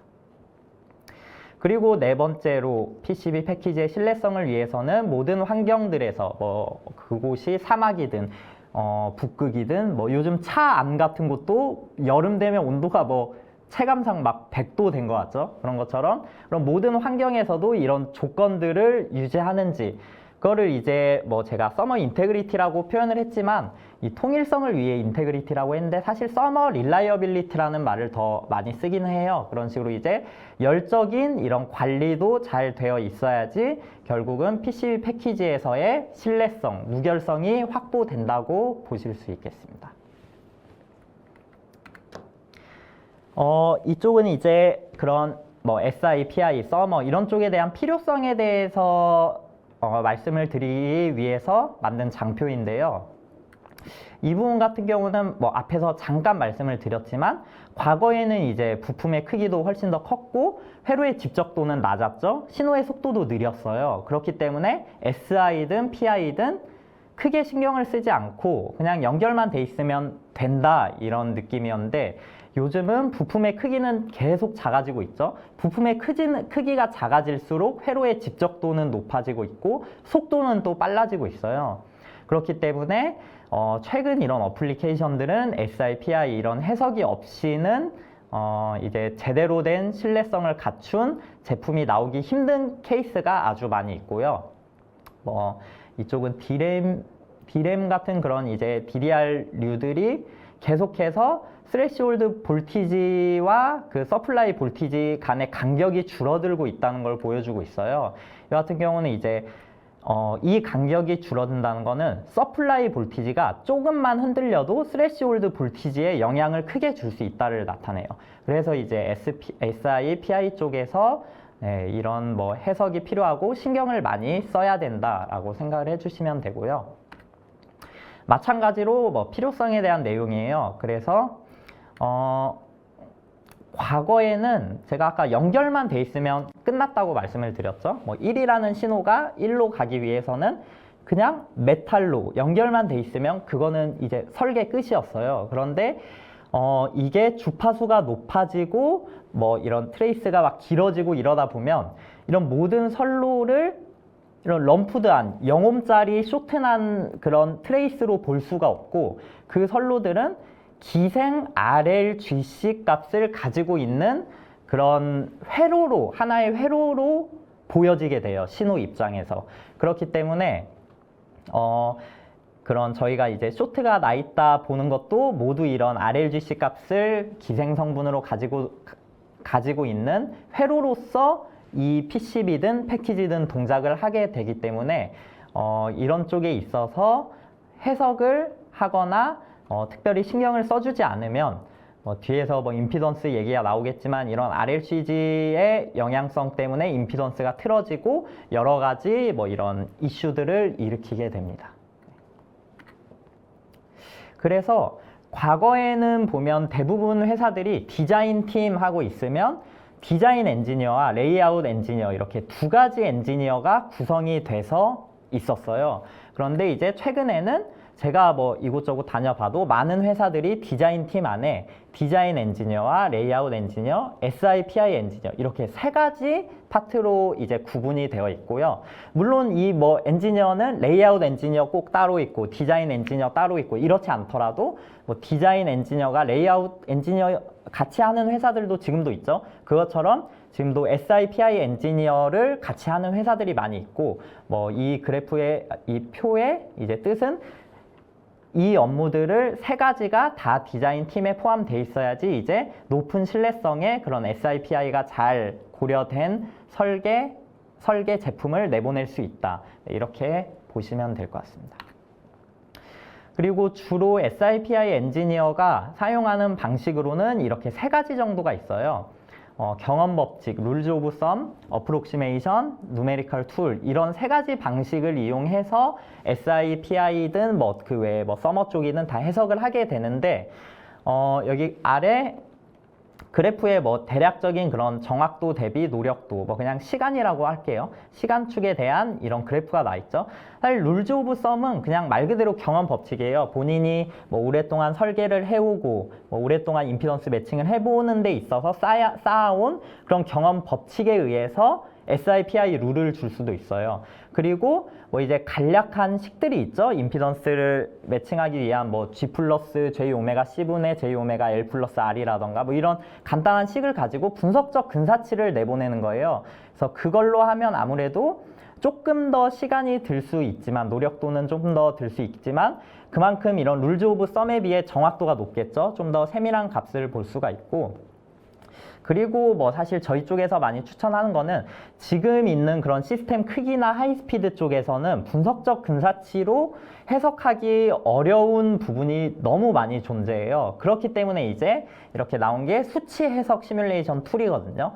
이와 같은 경우 이제 어느 정도 시간은 좀 더 소요가 돼요. 그렇지만 그만큼 뭐 거의 이런 그래프를 보시면 알겠지만 익스포넨셜하게 아주 상승을 하고 있죠. 시간을 들인 것보다 훨씬 더 이제 높은 정확도로 결과를 확인해 볼 수가 있고요. 그리고 여기서 보면 이제 시간이 뭐 아주 많이 소요가 되는 것처럼 되어 있지만 사실 뭐 시뮬레이션 툴을 돌려보신 분들은 알겠지만 시뮬레이션 세팅을 하고 해석에 대한 세팅, 디자인에 대한 세팅을 하고 시뮬레이션을 클릭하면 나머지 이 뒷부분의 노력은 다 컴퓨터가 하는 겁니다. 저희는 이제 클릭까지만 해놓으면 되고 일은 이제 컴퓨터가 하기 때문에 사실상 뭐 이런 노력도에 있어서도 심지어 요즘 보면 지금 이제 알티움 쪽에서 클라우드랑 이런 쪽도 발표를 해주셨었는데 계속해서 이런 엔시스 측과 알티움이 협업을 하면서 이제 클라우드에 있는 그런 데이터도 한 번에 이렇게 쉽게 높은 그런 호환성으로 끌어다 올 수 있는 기능도 계속해서 디벨롭 중에 있거든요. 그렇기 때문에 그런 기능들을 이제 이용하면 훨씬 더 작은 노력을 가지고도 높은 정확도의 툴이 아니고 높은 정확도의 해석을 이렇게 해볼 수가 있습니다. 네. 다음은 이제 엔시스 제품군에 대한 소개를 한번 드리도록 하겠습니다. 제가 앞서 말씀드린 그런 이제 뭐 신뢰성을 위해서는 이런 해석이 좀 필수적으로 필요하다라고 말씀을 드렸는데 저희 엔시스 쪽에서도 그런 해석 툴로 아주 많은 툴들이 있어요. 분야도 다양하고 일렉트로닉 안에서도 많은 툴들이 있는데 이 중에 금일 제가 뭐 간단하게나마 설명을 드릴 거는 일렉트로닉 쪽에 대해서만 한번 말씀을 드려보겠습니다. 여기서 보시면 저희가 이제 엔시스에서 일렉트로닉 툴을 사용할 때 가장 흔하게 많이 사용을 하게 되는 툴들이 빨간색 이런 바운더리 안에 있는 툴들인데 이게 라이센스가 엔터프라이즈라는 라이센스 안에 이 다섯 가지 툴은 하나로 묶여 있어요. 그렇기 때문에 아주 많이 사용이 되고 있고 그 외에도 또 이렇게 따로 판매되는 툴들로 파란색 박스 안에 있는 그런 툴들이 있습니다. 먼저 각 툴의 특징에 대해서 간단히 설명을 드리면 먼저 HFSS 같은 경우는 뭐 이미 아시는 분도 아주 많이 있을 거예요. 엔시스에서 뭐 이런 여러 이미 기업체에서 골든 스탠다드로 해가지고 많이 사용하고 있는 툴이거든요. 일단 3D 형상이라던가 뭔가 뭐 그게 2.5D가 됐든 이런 레이어 기반이 됐든 뭐 웬만한 그런 모든 형상의 해석들이 다 전자기 해석으로 가능하게 만들어주는 툴이라고 보시면 됩니다. 그래서 주로 HF 하이 프리퀀시 쪽에 특화가 되어 있고요. 특히 과거에는 이제 하이 프리퀀시 쪽에 대한 정확도만 높고 저주파로 갈수록 이제 낮아진다 이런 인식이 많았는데 요즘은 이제 저주파 쪽도 다른 이제 툴의 솔버를 끌어다 오기도 하고 뭐 그거에 대한 인터폴레이팅 기술도 계속 늘어나고 있고 하기 때문에 HFS를 가지고서 뭐 저주파를 포함한 많은 해석들이 지금 이루어지고 있습니다. 네, 그런 특징이 있는 툴이고요. 그리고 두 번째로 맥스웰은 여기 나와 있지만 LF, 로우 프리퀀시 쪽에 이제 조금 더 초점이 맞춰져 있어요. 그래서 로우 프리퀀시 쪽에서 대표적인 그런 어플리케이션으로는 모터라던가 액추에이터라던가 뭐 이런 쪽이 있어서 주로 그런 로우 프리퀀시 쪽 해석에 많이 쓰이고 있는 툴이고요. 그리고 세 번째로는 SI 웨이브죠. SI 웨이브도 이제 들어보신 분들이 많이 있을 수 있는데 SI 웨이브 같은 경우는 아까 HFS는 제가 3D 형상에 대한 모든 해석이 가능하다고 말씀을 드렸는데 SI 웨이브는 PCB 해석에 또한 패키지 해석, 이런 2.5D라고 저희는 부르거든요. 이런 레이어가 한 장, 그러니까 2D 레이어죠. 레이어가 한 장, 한 장, 한 장, 한 장 쌓여서 3D 형상을 이루는 그런 스택업 형태의 그런 PCB라던가 패키지 형태를 해석하는데 최적화가 되어 있는 툴이라고 보시면 됩니다. 그래서 이 툴의 뭐 장점으로 보자면 왜 HFS라는 그런 모든 3D, 2D, 2.5D 다 해석할 수 있는 툴이 있는데 왜 SI웨이브가 따로 있냐 싶으실 수도 있어요. 그런데 SI웨이브는 2.5D만 이제 지원을 하는 만큼 그쪽에 특화가 되어 있기 때문에 동일한 제품을 HFS와 SI웨이브에서 해석을 했을 때 이게 제품마다 사실 조금씩 다르기 때문에 정확히 딱 몇 배다라고 말씀을 드리긴 애매하지만 제 경험상으로만 말씀을 드리면 10배 이상의 속도를 내는 경우가 아주 흔하게 있었습니다. 그러니까 HFS에서 하루 종일 24시간 돌던 해석이 SI브로 가면 뭐 2시간이면 다 돈다. 뭐 이러면서도 이제 높은 정확도를 자랑하기 때문에 PCB나 패키지 쪽 해석에 SI브도 이제 많이 사용이 되고 있고요. 그리고 아이스팩 같은 경우는 이제 열해석을 하는 툴이에요. 그래서 뭐 제목 봐도 뭔가 느낌이 오죠. 아이스팩 해서 이거 같은 경우는 사실 이미 NCS에는 열해석을 할 수 있는 툴들이 있어요. 그럼에도 아이스팩이라는 툴이 따로 나타나게 된 이유는 아까 이런 특히 파워 인테그리티 쪽 이슈가 많아지면서 점점 파워 인테그리티와 서머가 꽤 밀접한 연관이 있거든요. 그렇기 때문에 그런 서머 쪽에도 이제 해석이 필요한 전자 제품들이 점점 많아지기 시작했어요. 그때 이제 전기를 매번 해석하던 사람이 새로운 뭐 NCS 제품 중에 뭐 플루언트라던가 메카니컬이라던가 이런 툴들을 다시 접근하려면 어려움이 있겠죠. 다시 툴의 그런 GUI를 다 배우고 뭐 해석에 대한 세팅을 배우고 그런 것들이 이제 쉽지 않기 때문에 그런 것들을 동일한 이런 HFS, Q3D, 맥스웰과 동일한 플랫폼 그런 GUI 안에서 열해석을 할 수 있게끔, 그러니까 전자기 해석을 하던 분들도 쉽게 열해석에 접근을 할 수 있게끔 만들어진 툴이 아이스팩이에요. 그래서 아이스팩은 이제 이런 전자기 툴과의 연동성도 좋고 그리고 이런 전자기 해석을 하던 분들이 비교적 쉽게 열해석으로 이렇게 접근을 해볼 수 있게 만들어진 툴입니다. 네.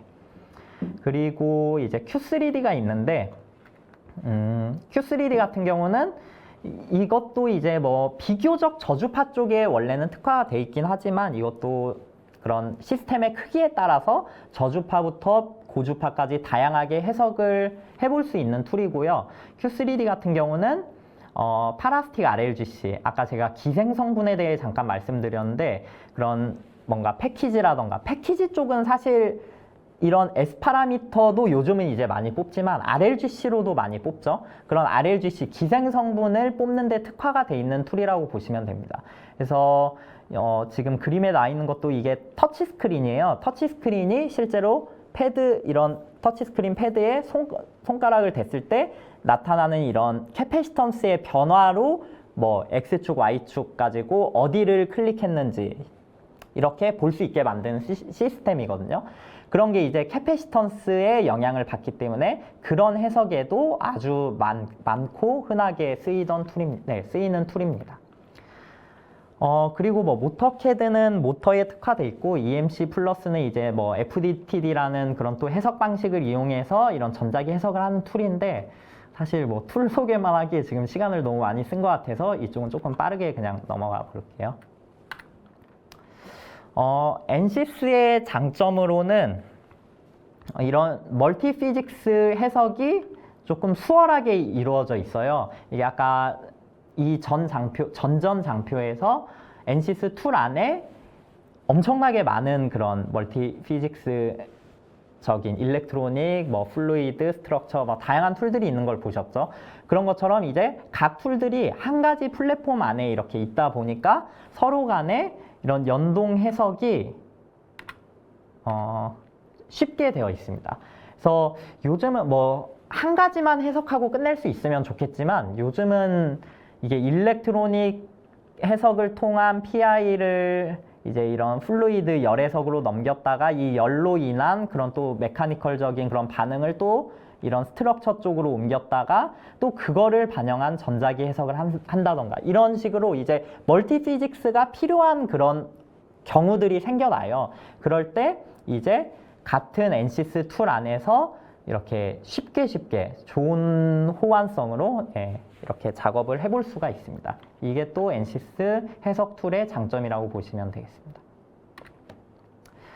네, 일단 툴에 대한 해석은 여기까지 하고요. 시그널 인테그리티 해석에 대해서 한번 쭉 말씀을 드려볼 거예요. 제가 이쪽 장표부터는 이제 뭐 시그널 인테그리티 쪽을 보기 위해서 확인해 볼 수 있는 그런 해석 항목과 그런 해석 예시 뭐 이런 것들에 대해서 한번 쭉 설명을 드릴 건데, 먼저 시그널 인테그리티 쪽에서 사실 가장 많이 사용되는 파라미터 중 하나가 S 파라미터예요. 뭐 파라미터 중 하나라고 하기보다 뭐 그냥 전체적인 해석을 아울러서도 S 파라미터를 많이 보게 되는데, 여기 설명에 나와 있다시피 일렉트로니컬 그런 해석에서 가장 널리 사용되는 결과 값이고요. 사실 이제 해석에 대해서 접근을 이렇게 많이 안 해보신 분들은 S 파라미터가 뭔지 모르시는 분들도 많이 있을 거예요. 그리고 그 외에도 뭐 제가 이따가 소개드릴 뭐 TDR이라던가 이런 거에 대해서 완전 처음 들어보시는 분들도 있을 수 있기 때문에 제가 그런 거에 대한 설명도 한번 다 짚고 넘어갈 거예요. 그렇기 때문에 S 파라미터가 의미하는 거는 이런 프리퀀시 도메인, 저희 뭐 사실 리얼월드는 타임 도메인이죠. 타임 도메인에서 시간이 지남에 따라 이제 파형이 이렇게 뭐 전압이든 전류든 움직이는 형태인데, S 파라미터라는 거는 이제 X축이 프리퀀시 도메인 쪽에서 입출력의 전압비를 나타내는 거예요. 조금 더 쉽게 말씀을 드리면 여기 아래 한 가지 시스템이 있죠. 만약에 포트 1 쪽에서 2V가 들어갔어요. 근데 출력 쪽에서 1V가 나왔어요.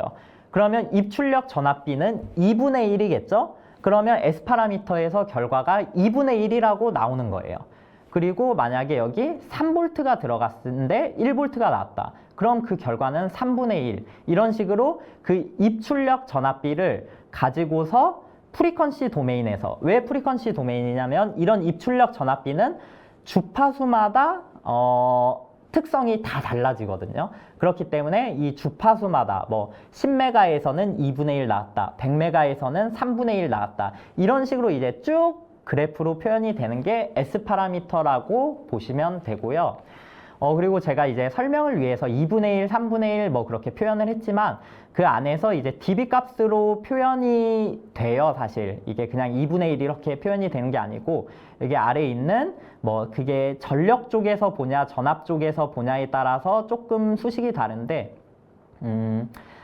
10 곱하기 로그 10의 P1 입력분의 P2 출력을 가지고서 아까 2분의 1이면 여기 2분의 1로 계산이 되겠죠. 이런 식으로 해서 S 파라미터의 Y축이 쭉 정해지는 거라 보시면 됩니다. 그래서 특정 주파수에서 파워에 대한 손실이 어느 정도인지를 나타내는 게 그거를 보는 게 S 파라미터라고 보시면 되고요.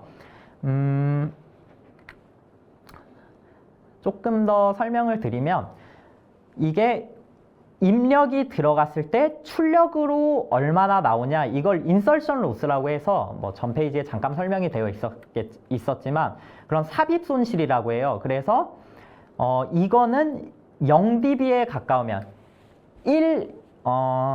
그러니까 10 곱하기 로그 10의 1분의 1이 되면 0dB가 되겠죠. 그러니까 입력 대비 출력이 100%가 다 나오면 0dB예요. 아이디얼한 신호겠죠. 아이디얼한 신호의 경우 삽입 손실은 0dB가 나옵니다. 근데 일반적으로 보통 고주파로 가면 갈수록 손실이 심해지거든요. 그렇기 때문에 점점 이게 아까 프리퀀시 도메인이라고 말씀을 드렸는데 고주파 쪽으로 가면서 손실이 일반적으로 이렇게 심해지죠. 그래서 뭐 예를 들어 손실이 뭐 여기 한 100메가 정도 가니까 마이너스 3dB가 나왔다. 제가 아까 전에 뭐 로그 10에 10 곱하기 2분의 1이라고까지만 표현을 했지만 이거를 이제 계산해서 보면 마이너스 3dB예요. 그러니까 2의 신호가 들어간데 1의 신호가 출력으로 나왔다. 그걸 마이너스 계산을 해보면 마이너스 3dB거든요.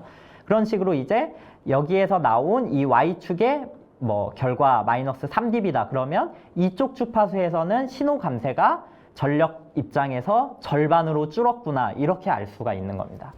그래서 이런 식으로 이제 S 파라미터 인설션 로스 자체를 분석을 할 수도 있고 또 한 가지 자주 보게 되는 게 이런 리턴 로스예요. 반사 손실 리플렉션이라고도 하는데 이거 같은 경우는 입력으로 나간 거를 출력으로 얼마나 나오냐를 보는 게 아니고 입력으로 들어갔는데 입력으로 다시 나오는 거를 본 거예요. 일반적으로 저희가 입력으로 신호를 넣었는데 입력으로 신호가 다시 나오면 안 되겠죠? 이 들어가는 신호와 튕겨나가는 신호가 부딪히기도 할 거고 튕겨나갔다는 거는 당연히 뭐 에너지 보존 법칙에 의해서 튕겨나간 만큼 포트 2 쪽, 출력 쪽에서 감쇄가 일어날 수밖에 없어요. 그렇기 때문에 이런 리턴 로스 쪽을 볼 때는 이 dB 값이 낮으면 낮을수록 신호가 좋은 겁니다. 그래서 반사되는 값이 낮으면 낮을수록 이렇게 아래 뭐 마이너스 20dB, 19dB, 뭐 그것보다 마이너스 35dB 훨씬 더 낮으면 더 좋은 거겠죠. 그거부터 해서 이렇게 쭉 조금씩 이것도 고주파로 올라가면 올라갈수록 이제 조금 반사가 심해지는 경향이 있어서 뭐 이런 식으로 반사 손실은 고주파로 가면서 차차 높아지는 경향을 많이 띄우고요. 그리고 인설션 로스 같은 경우는 주파수가 높아지면서 손실이 인설션 로스니까 이 출력 쪽으로 가는 손실이 점점 커진다. 이렇게 보시면 되겠습니다. 네, 그래서 이런 해석을 한 실제 S 파라미터 해석을 한 예시예요. 그래서 이런 S 파라미터는 이렇게 해석을 해서 보실 수도 있고 이미 뭐 이런 리니어 네트워크 아날라이저를 쓰시는 분들은 많이 접해 봤을 거예요. 이 포트 1과 포트 2를 찍으면 그거에 대한 이런 S 파라미터가 네트워크 아날라이저에서 볼 수 있게 이렇게 나타나지거든요. 이거를 그대로 시뮬레이션화한 거라고 보시면 되겠습니다. 사실 뭐 그냥 적당히 좋은 그래프를 뽑느라고 이 그림과 이 그래프가 지금 매칭돼 있진 않아요. 사실 이 정도 길이 차이로 이렇게 크게 S 파라미터가 달라지진 않거든요. 그래서 뭐 그런 부분은 크게 신경을 쓰시지 않아도 될 것 같고 지금 보면 P1, 2, P3, 4 해가지고 S21 이런 인설션 로스를 본 부분이 여기 위쪽에서 점점 조금씩 감쇄가 되는 이 부분이라고 보시면 되겠습니다. 그래서 주파수가 높아질수록 P1에서 간 게 P2로 감쇄가 점점점 많이 되고 있다. 이렇게 생각을 해주시면 되고요. P3, P4 뭐 이쪽도 동일하니까 일단 패스하도록 하겠습니다. 그리고 리턴 로스 같은 경우는 P1에서 본 걸 P1에서 다시 보기 때문에 흔히 S11이라고 부르거든요. 그래서 S11 같은 경우 이렇게 DC 쪽에 가까울 때는 아이디얼하게 대부분 신호가 다 반사 없이 전달이 되다가 주파수가 높아짐에 따라 반사가 많이 일어났다가 조금 더 나아졌다. 뭐 이런 건 공진 현상으로 인한 건데 어쨌든 보통 흔히 자주 나오는 그래프는 이런 모양대로 나옵니다. S 파라미터. 네. 이렇게 알아두시면 될 것 같고요. 두 번째로 이제 시그널 인테그리티를 이렇게 확인하기 위해서 자주 보게 되는 항목 중 하나가 크로스톡이에요. 크로스톡 같은 거는 그냥 사실 그냥 그대로 직독직해서 보면 뭐 건너 말하다 이런 뜻이죠. 이게 불필요한 신호가 옆에 있는 라인에 끼게 되는, 그러니까 나는 분명 어그레서 넷에서 신호를 보내고 빅팀 넷에서는 아무 행동도 안 했는데 어그레서 넷에 있는 신호가 빅팀 넷으로 유기되는 그런 현상을 크로스톡이라고 합니다. 그래서 크로스톡 쪽에는 두 가지 유형의 이런 크로스톡이 있는데요. 먼저 니어엔드 크로스톡 같은 경우는 어그레서 넷이 이제 신호를 저희 쪽에서 주는 넷이에요. 공격자죠. 신호를 주고 나면 그 신호가 여기서 이 끝에 터미네이션 돼 있는 쪽으로 이렇게 쭉 움직일 거예요. 근데 이게 움직일 때 이 신호를 준 곳과 가까이 있는 측에 있는 빅팀넷 이쪽 부분에서 나오는 이 크로스톡을 넥스트, 리어엔드 크로스톡이라고 하고요. 그리고 반대로 멀리 있는 쪽에서 나타나는 크로스톡을 팩스트, 퍼엔드 크로스톡이라 합니다. 이게 나눠져 있는 이유는 사실 둘 다 똑같은 크로스톡이에요. 그런데 그 크로스톡에 의한 특성이 정반대예요. 그거에 그런 현상이 일어나게 되는 그런 알고리즘도 전혀 다르고 그렇기 때문에 크로스톡 안에서 이런 넥스트와 팩스트가 나눠져 있어요. 뭐 여기에 대해 지금 깊이 있게 설명을 드리기에는 뭐 시간이 좀 많이 부족하지만 어그레서 넷에서 이렇게 신호가 지나가겠죠. 이렇게 특히 이런 엣지, 이런 라이징 타임 부분이 지나가면서 신호 유기가 많이 되는데 그 부분이 이렇게 지나갈 때 니어엔드 가까운 쪽은 신호가 그 자리에서 넘어가고 이쪽으로 이렇게 도달해요. 또 여기서도 넘어가고 도달해요. 이게 지금 그림에선 조금 이해하기 어려울 수 있겠지만 니어엔드 크로스톡이 이렇게 지속적으로 되는 동안 멀리 있는 넷은 영향을 안 받아요. 어차피 이런 전자의 속도는 빛의 속도로 움직이는데 뭐 정확히 말하면 루트 입실론 분의 V 해가지고 C 해가지고 움직이겠지만 어쨌든 뭐 그렇게 빠른 속도로 움직이는데 이 어그레서 넷에 있는 이 노이즈가 가까운 넷에 계속 끼는 동안 멀리 있는 넷까지는 아직 노이즈가 도달을 하지 못해요. 그렇기 때문에 이런 경향 자체가 넥스트 쪽은 계속해서 이렇게 지속적으로 낮은 노이즈가 계속해서 끼는 방식으로 이쪽 부분에서 또 이렇게 유기가 되고 이쪽 부분에서 또 유기가 되고 이런 식으로 진행이 되는데 팩스트 쪽 같은 경우는 여기서 신호가 이렇게 움직이는 동안 같은 속도로 신호가 유기가 이 부분에서 됐으면 그 유기된 전압이 여기까지 가는데 위에서 도착하는 시간과 같겠죠? 그래서 이렇게 유기되는 전압과 또 이렇게 유기되는 전압, 이렇게 유기되는 전압 타임 도메인에서 보면 이 끝에서 도달하는 시간이 동일해요. 그렇기 때문에 그 유기되는 전압들이 계속 합쳐지다가 뭐 끝쪽에서 한 번에 이렇게 좀 터진다고 보시면 될 것 같아요. 그런 식으로 되기 때문에 팩스트 쪽은 비교적 조금 큰 값으로 뭐 이게 L 값의 영향을 많이 받기 때문에 어쨌든 좀 역방향으로 이렇게 생성이 되거든요. 그래서 넥스트와 팩스트는 이런 타임 도메인에서 보든 이런 뭐 전압의 방향으로 보든 이러한 차이들이 있다 생각을 하시면 될 것 같고요. 이런 경우도 뭐 해석된 예시를 한번 보여드리면 지금 같은 경우는 HFS와 서킷을 이용한 거예요. 그래서 NCS 내에 있는 HFS를 통해서 특정 두 가지 넷에 대한 해석을 진행을 한 거고요. 그 넷을 서킷은 이제 스케매틱 이런 2D 시뮬레이션을 돌리는 툴이에요. 서킷 시뮬레이터죠. 그래서 그 HFS에서 가지고 온 모델에다가 실제 어그레서 넷에 신호를 인가를 하고 빅팀 넷에 프로브를 달아서 신호를 줄 때 빅팀 넷에 어떤 영향성이 있는지를 확인을 한 그래프입니다. 그래서 어그레서 넷에 실제로 이런 1, 0, 1 이런 신호를 줬을 때 빅팀 넷에 니어엔드 크로스톡이 순방향으로 이렇게 끼고 그리고 이런 퍼엔드 크로스톡이 제가 이런 라이징 타임에서 이제 많이 낀다고 말씀을 드렸죠. 노이즈가 크로스톡이 그래서 그 부분에서 이렇게 넥스트 팩스트가 일어나는 거를 확인해 볼 수가 있고요. 그리고 또 한 가지 해석 방식으로는 SI 웨이브에서도 비슷한 해석을 해볼 수가 있어요. 이것도 이제 크로스톡 스캔이라는 기능인데 먼저 이거는 조금 더 어떻게 보면 초보자들한테 직관적으로 보여주는 해석 방법이에요. 그래서 이렇게 각 넷에 대한 해석이 진행이 되고 나면 크로스톡의 취약한 지점들이 빨갛게 이렇게 나타나져요. 그래서 이 부분에서 이제 다른 넷과 크로스톡이 취약하겠구나 이거를 1차적으로 알 수 있고요. 또 다른 이런 타임 도메인에서의 해석 방식을 통해서 실제로 어그레서 라인에 신호가 들어갔을 때 빅팀 라인 쪽에 어떻게 신호가 유기가 되는지, 어느 정도 유기가 되는지 이렇게 타임 도메인에서도 확인을 해볼 수가 있습니다. 네, 크로스톡에서는 이런 식의 해석들을 진행을 해볼 수가 있고요. 시그널 인테그리티 쪽에서 마지막 부분인데 TDR이라고 이제 타임 도메인 리플렉토메트리라 해서 이거 같은 경우는 임피던스를 보는 거예요.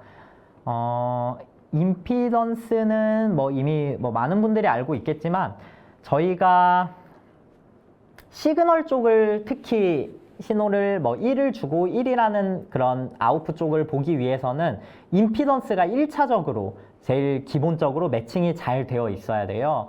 그렇기 때문에 그런 임피던스 매칭 상태를 해석을 하는 건데 조금 더 임피던스에 대해 설명을 드리면 저희가 주사 바늘 같은 걸 생각해 보면 될 것 같아요. 주사기를 보면 이렇게 임피던스, 그러니까 임피던스란 말 그대로 저항값이에요. R값, 그러니까 AC 쪽에서의 저항이라고 보시면 되는데 저희가 흔히 DC 쪽의 저항을 R이라 하고 AC 쪽의 저항을 Z라고 하죠. 임피던스. 근데 주사기 입장에서 보면 주사기의 그 넓은 면적, 임피던스가 낮다고 표현을 해볼게요. 넓은 면적이 있고 주사 바늘이 있죠. 주사 바늘은 아주 좁은 면적, 하이 임피던스죠. 하이 임피던스 상태가 있는데 그 주사기를 뒤에서 일정한 힘으로, 일정한 전압으로 누르면 앞쪽에서는 엄청 강하게 발사가 돼요. 그 이유가 임피던스가 여긴 낮고 여긴 높기 때문에 전압이 높아진다고 생각을 하시면 될 것 같아요. 그런 식으로 저희가 사실 이런 전자기적 현상을 이해하기 편하게 하기 위해 이런 수로라던가 물과 많이 비유를 하는데 그것과 진짜로 동일한 그런 현상이라 보시면 될 것 같아요. 그런 임피던스가 균일하게 있지 않으면 그런 임피던스가 낮아지고 커짐에 따라서 지금은 제가 임피던스가 커지는 경우만 말씀을 드렸지만 실제로 또 임피던스가 이렇게 컸다가 낮아지게 되면 이런 뒤에가 넓어지게 되면 동일한 압력으로 눌렀을 때 이 넓은 공간에서 압력은 쭉 떨어질 거예요. 그냥 이렇게 바닥으로 줄줄 새겠죠. 이런 식으로 네, 압력이 쭉 떨어질 텐데 그런 게 또 이제 전압 드롭을 일으키는 거라고 보시면 돼요. 사실 이제 전압을 뭐 상승시키고 드롭시키는 것뿐만 아니라 그 외에 이제 반사파들을 유기시키고 이 반사파들이 서로 부딪혀서 뭐 ISI 같은 그런 서로 심볼 간의 간섭을 일으키고 여러 가지 현상들을 일으키지만 어쨌든 기본적으로 조금 쉽게 설명을 드리면 방금 그런 주사기를 연상을 하면 될 것 같아요. 그래서 그런 임피던스는 그게 사실 높고 낮고보다 더 중요한 게 일정하게 그래서 유지가 되어야 한다는 거예요. SI, 그러니까 시그널 인테그리티 측면에서는. 그래서 이런 임피던스 유지가 RLGC로 잘 유지가 되어야 되는데 뭐 임피던스를 구하는 공식인데 뭐 지금은 크게 보시지 않아도 될 것 같고 이게 고주파로 가면 오메가가 2파이 F죠. 고주파로 가면 결국은 R G값은 무시해도 될 정도가 되고 루트 C분의 L과 유사하게 나온다 뭐 그런 내용이고요. 이 특성 임피던스에 대해서 제가 특성 임피던스만 일단 설명을 드렸죠. 이 특성 임피던스를 보는 저희가 이제 흔히 계측기를 가지고 특성 임피던스를 볼 때 사용되는 방법이 TDR이라는 방법이에요. 그래서 TDR이라는 방법은 이 인풋 쪽에서 신호를 인가하고 그 신호를 실시간으로 센싱을 하면서 반사파를 가지고서 임피던스 값을 측정을 하는 거거든요. 그러면 그 신호가 이렇게 지나가면서 실시간 측정을 하면 이 구간에서 실제로 전압이 살짝 낮아져요. 그리고 이 구간에서는 조금 높아져요.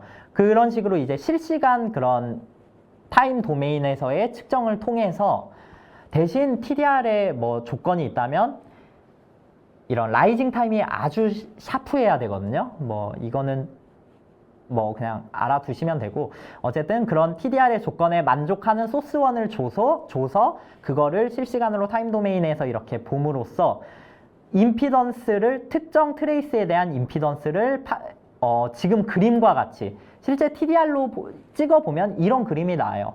이런 식으로 이제 임피던스 값을 확인해 볼 수도 있고, 뭐 TDR을 임피던스 측면에서 볼 수도 있지만 이 Y축을 전압값으로 또 보기도 하거든요. 뭐 그런 식으로 다양한 측면으로 TDR을 확인을 해 볼 수가 있습니다. 그래서 뭐 TDR에 대해서 조금 더 구체적으로 방금 거의 다 제가 말씀드린 거긴 한데, 이런 식으로 인시던트 전압에다 리플렉트 전압을 갖다가 로우 값으로 해서 더하고 빼고 나누고 해가지고 TDR을 구하는 거고요. 이렇게 결과를 보면 실제로 아이디얼하게 신호가 가다가 임피던스가 왔다 갔다 하는 부분이 이렇게 신호가 아이디얼하게 가다가 왔다 갔다 한다. 이거를 TDR 결과로 볼 수가 있습니다. 네. 그래서 이런 TDR 미터도 실제로 금액이 아주 비싸요. 아주 라이징 타임이 샤프해야 되기 때문에 그걸 만들어내기 위한 그것도 또 이렇게 쉽지 않기 때문에 금액대가 비싼데, 이런 것도 당연히 또 해석해서 할 수 있게 되어 있거든요. 이거 같은 경우는 지금 NCS 서킷으로만 한번 TDR 해석을 돌려본 거예요. 그래서 TDR 미터 역할을 해줄 그런 소스원이 이쪽에 있고, 거기서 전압 프로빙을 함으로써 가운데 있는 이 TRL이 어떠한 특성을 나타내는지 결과를 뽑아볼 수 있는 이런 스케매틱 측면에서의 해석을 해본 거고요. 그리고 마찬가지로 TDR 해석인데, 이게 뭐 사실 여기 나타나 있는 서킷 HFS뿐만 아니라 그 외에도 많은 툴들로 해볼 수가 있어요. 저희 뭐 NCS 툴들로 다 해볼 수가 있는데, 이거 같은 경우는 HFS로 TDR 해석을 해본 사례예요. 그래서 여기 이렇게 동축 케이블이 있을 때 유전체가 이제 일부러 저항값을 50옴에 대략적으로 맞춰서 유전율을 2.08로 줬을 때야 뭐 6점 몇으로 줬을 때 일부러 좀 임피던스를 틀은 거죠. 이렇게 했을 때 실제로 해석에서 이런 페이지에 따른 전압 전달을 봤을 때도 이 필드인가요? 지금 제가 잘 안 보이지만 어쨌든 그 필드를 봤을 때도 이렇게 일부 신호가 지금 우측은 반사가 일어나죠.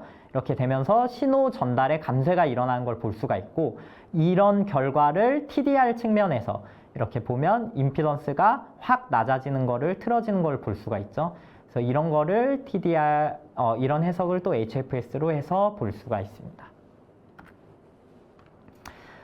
그리고 파워 인테그리티 쪽에 대해서 한번 설명을 드려보겠습니다.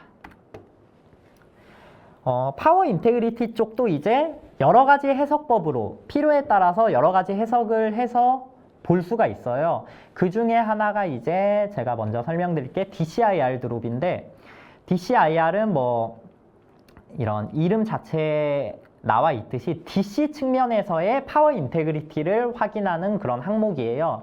그래서 패키지나 PCB에서 DC에서의 파워 인테그리티를 분석을 하는 거고, 사실 이런 뭐 LC가 달려있는 이런 회로가 있다. 이게 뭐 SI 관점에서 본다던가 아니면 이런 G 파라미터 임피던스, 그러니까 AC 파워 관점에서 보면 이런 것들이 다 영향이 있겠죠. 근데 사실 DC는 말 그대로 DC예요. 이런 디렉트 커런트, 변하지 않는 전압이 일정하게 유지가 되면 이 회로는 우측에 있는 회로와 완전히 동일하거든요. DC 입장에서 보면. 그렇기 때문에 이런 DC 입장에서의 해석을 하는 그런 항목이고요. 파워 인테그리티 쪽의 항목이고, 그리고 이걸 통해서 볼 수 있는 게 아주 많이 있어요. DC 전압 강화량도 볼 수 있고, 그리고 DC의 그런 전류 벡터, 그런 거와 또 비하의 전류가 각자 어느 정도 흐르고 있는지, 그 외에도 전류 밀도, 전력 밀도 이런 것들을 DCIR 드롭 해석을 통해서 볼 수가 있고, 사실 DCIR 드롭은 아무리 다른 쪽 설계가 잘 돼 있더라도 DC적으로 뭔가 에러가 있으면 그거는 나머지 해석을 볼 필요도 없이 동작을 하지 못하는 그런 PCB인 거예요. 패키지거나. 그렇기 때문에 보통 DCIR 드롭 같은 경우도 일단 가장 기본적이고 필수적으로 이렇게 확인을 해봐야 되는 사항이라고 보시면 되겠고요.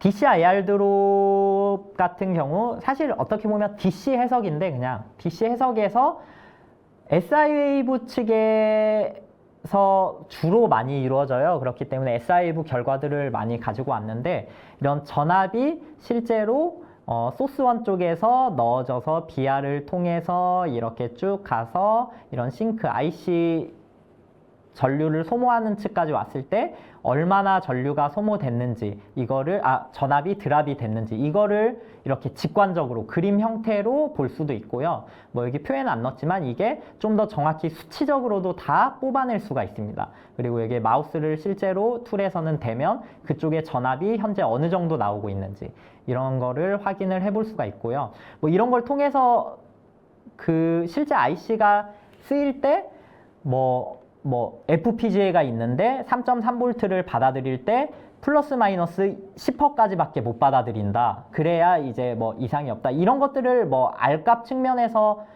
이렇게 해석을 해서 확인을 해볼 수도 있겠죠. 이런 것들을 확인을 해볼 수가 있고요. 그리고 또 이제 DCIR 드롭 해석을 할 때 자주 보는 항목 중 하나가 제가 여기 뭐 예시로 나타난 것을 빼고도 뭐 이제 한 8, 10가지 정도를 볼 수가 있는데 자주 쓰이는 항목들만 지금은 말씀을 드릴게요. 그 중 하나가 커런트 덴서티인데 커런트 덴서티는 보통 이제 이런 파워 인테그리티 쪽과 제가 서머 쪽이 연관이 많이 돼 있다고 말씀을 드렸는데 결국 이런 줄 히팅, 그러니까 EM 로스가 생겨나는 거는 I제곱 R에 의해서 생겨나요. 그렇기 때문에 이런 커런트 덴서티가 높은 구간에서 그러니까 이런 열 방출이 많이 일어난다고 보시면 돼요. 이게 뭐 당연히 실제 이것만의 영향성이 있는 건 아니고 그 주변에 얼마나 그 부분이 밀폐가 되어 있냐, 또 물질이 어떤 특성을 가지고 있냐 이런 것들이 다 포함이 되긴 하지만 일단 1차적으로 전류, 그러니까 이런 회로 관점에서 정기적으로만 봤을 때는 커런트 덴서티가 높으면 무조건 열이 많이 나고 낮으면 무조건 열이 별로 안 난다. 이렇게만 보셔도 돼요. 이 정기적인 관점에서만 봤을 때. 네. 그래서 그런 것들을 1차적으로 확인하기 위해서도 이제 커런트 덴서티가 많이 쓰이고요. 그 외에도 뭐 특정 구간에서 커런트 덴서티가 당연히 일정 값 이상이 넘어가면 뭐 그 회로의 위험성이 있겠죠. 그런 것들을 판단을 해볼 수가 있습니다. 그리고 레지스턴스 해석, 이것도 이제 DCIR에서 뭐 아주 많이 보는 해석인데 저항값이 아주 중요하죠. 저항값이 높아져 버리면 전류가 많이 쓰일 때 그만큼 전압 드롭이 커지게 되기 때문에 사실 DCIR 드롭 해석을 다른 거 목적은 그냥 보지도 않고 그냥 단지 레지스턴스만 보기 위해서 해석을 하는 그런 기업들도 많이 있어요. 이제 레지스턴스를 관리하기에 아주 좋게 잘 되어 있고 그리고 그 레지스턴스를 이제 볼 때도 뭐 이런 파워트리라 하죠. 이런 형태로 해서 실제 전류가 어느 정도 갔을 때 전압 전류가 어느 정도 설정됐을 때 얼마나 드랍이 일어나고 그리고 각 흐르는 전류 전압을 이쪽 파워트리를 통해서 확인을 해볼 수가 있습니다. 네. 네, 이 정도만 하고 넘어가고요. 그리고 또 파워 인테그리티 쪽에서 조금만 더 속도를 한번 내보겠습니다. 네, 파워 인테그리티 쪽에서 보게 되는 항목 중 하나가 레조넌트 모드예요. 사실 공진이죠. 공진 같은 경우는 파워 쪽만 아니라 뭐 이런 시그널 쪽에서도 유의해서 보지만 특별히 이런 레조넌트 모드를 파워 쪽은 단순한 트레이스가 아니기 때문에 S 파라미터로만 봐서는 이거를 판단하기 애매하기도 하고 그 정확한 플레인 설계가 대부분이죠. 이런 파워 쪽은 플레인에서 어느 위치에서 어떤 주파수에 어떤 공진이 떴는지 이런 것들을 판단하기에 엄청 모호한 경우들이 많아요. 그렇기 때문에 이런 파워 쪽에 있어서는 레조넌트 모드를 해석을 하는 경우들이 또 많이 있고요. 뭐 이런 거 같은 경우는 뭐 실제로 측정을 하는 그런 뭐 아까 S 파라미터 같은 경우는 네트워크 아날라이저가 있고 TDR 같은 경우는 타임 도메인 리플렉터리 그 미터가 있고 뭐 이렇게 다 실측할 수 있는 도구가 따로 있지만 이거 같은 경우는 뭐 실제 해석을 하는 도구가 있는 건 아니고 네, 해석상에서 쉽게 이 PCB의 특성을 그런 뭐 전자기 입장에서의 그런 신뢰성에 의한 특성을 한 번에 쉽게 보기 위해서 있는 해석이라고 보시면 될 것 같아요. 그래서 뭐 그냥 레조넌트에 대한 구체적인 설명은 그냥 넘어가도록 하고요. 그래서 이런 공진이 일어나면 그 공진 지점에서 이제 쉽게 말하면 이 PI, 파워 입장에서 공진 모드가 발생하는 이 위치에서는 같은 주파수 대역의 신호가 오고 갈 때 이 부분에서 방사가 많이 일어난다고 보셔도 됩니다. 네. 그래서 이런 레조넌트 모드를 통해서 어느 부분에 공진이 많이 일어나고 어느 주파수 대역에서 많이 일어나는지 1차적으로 확인을 해볼 수가 있고요.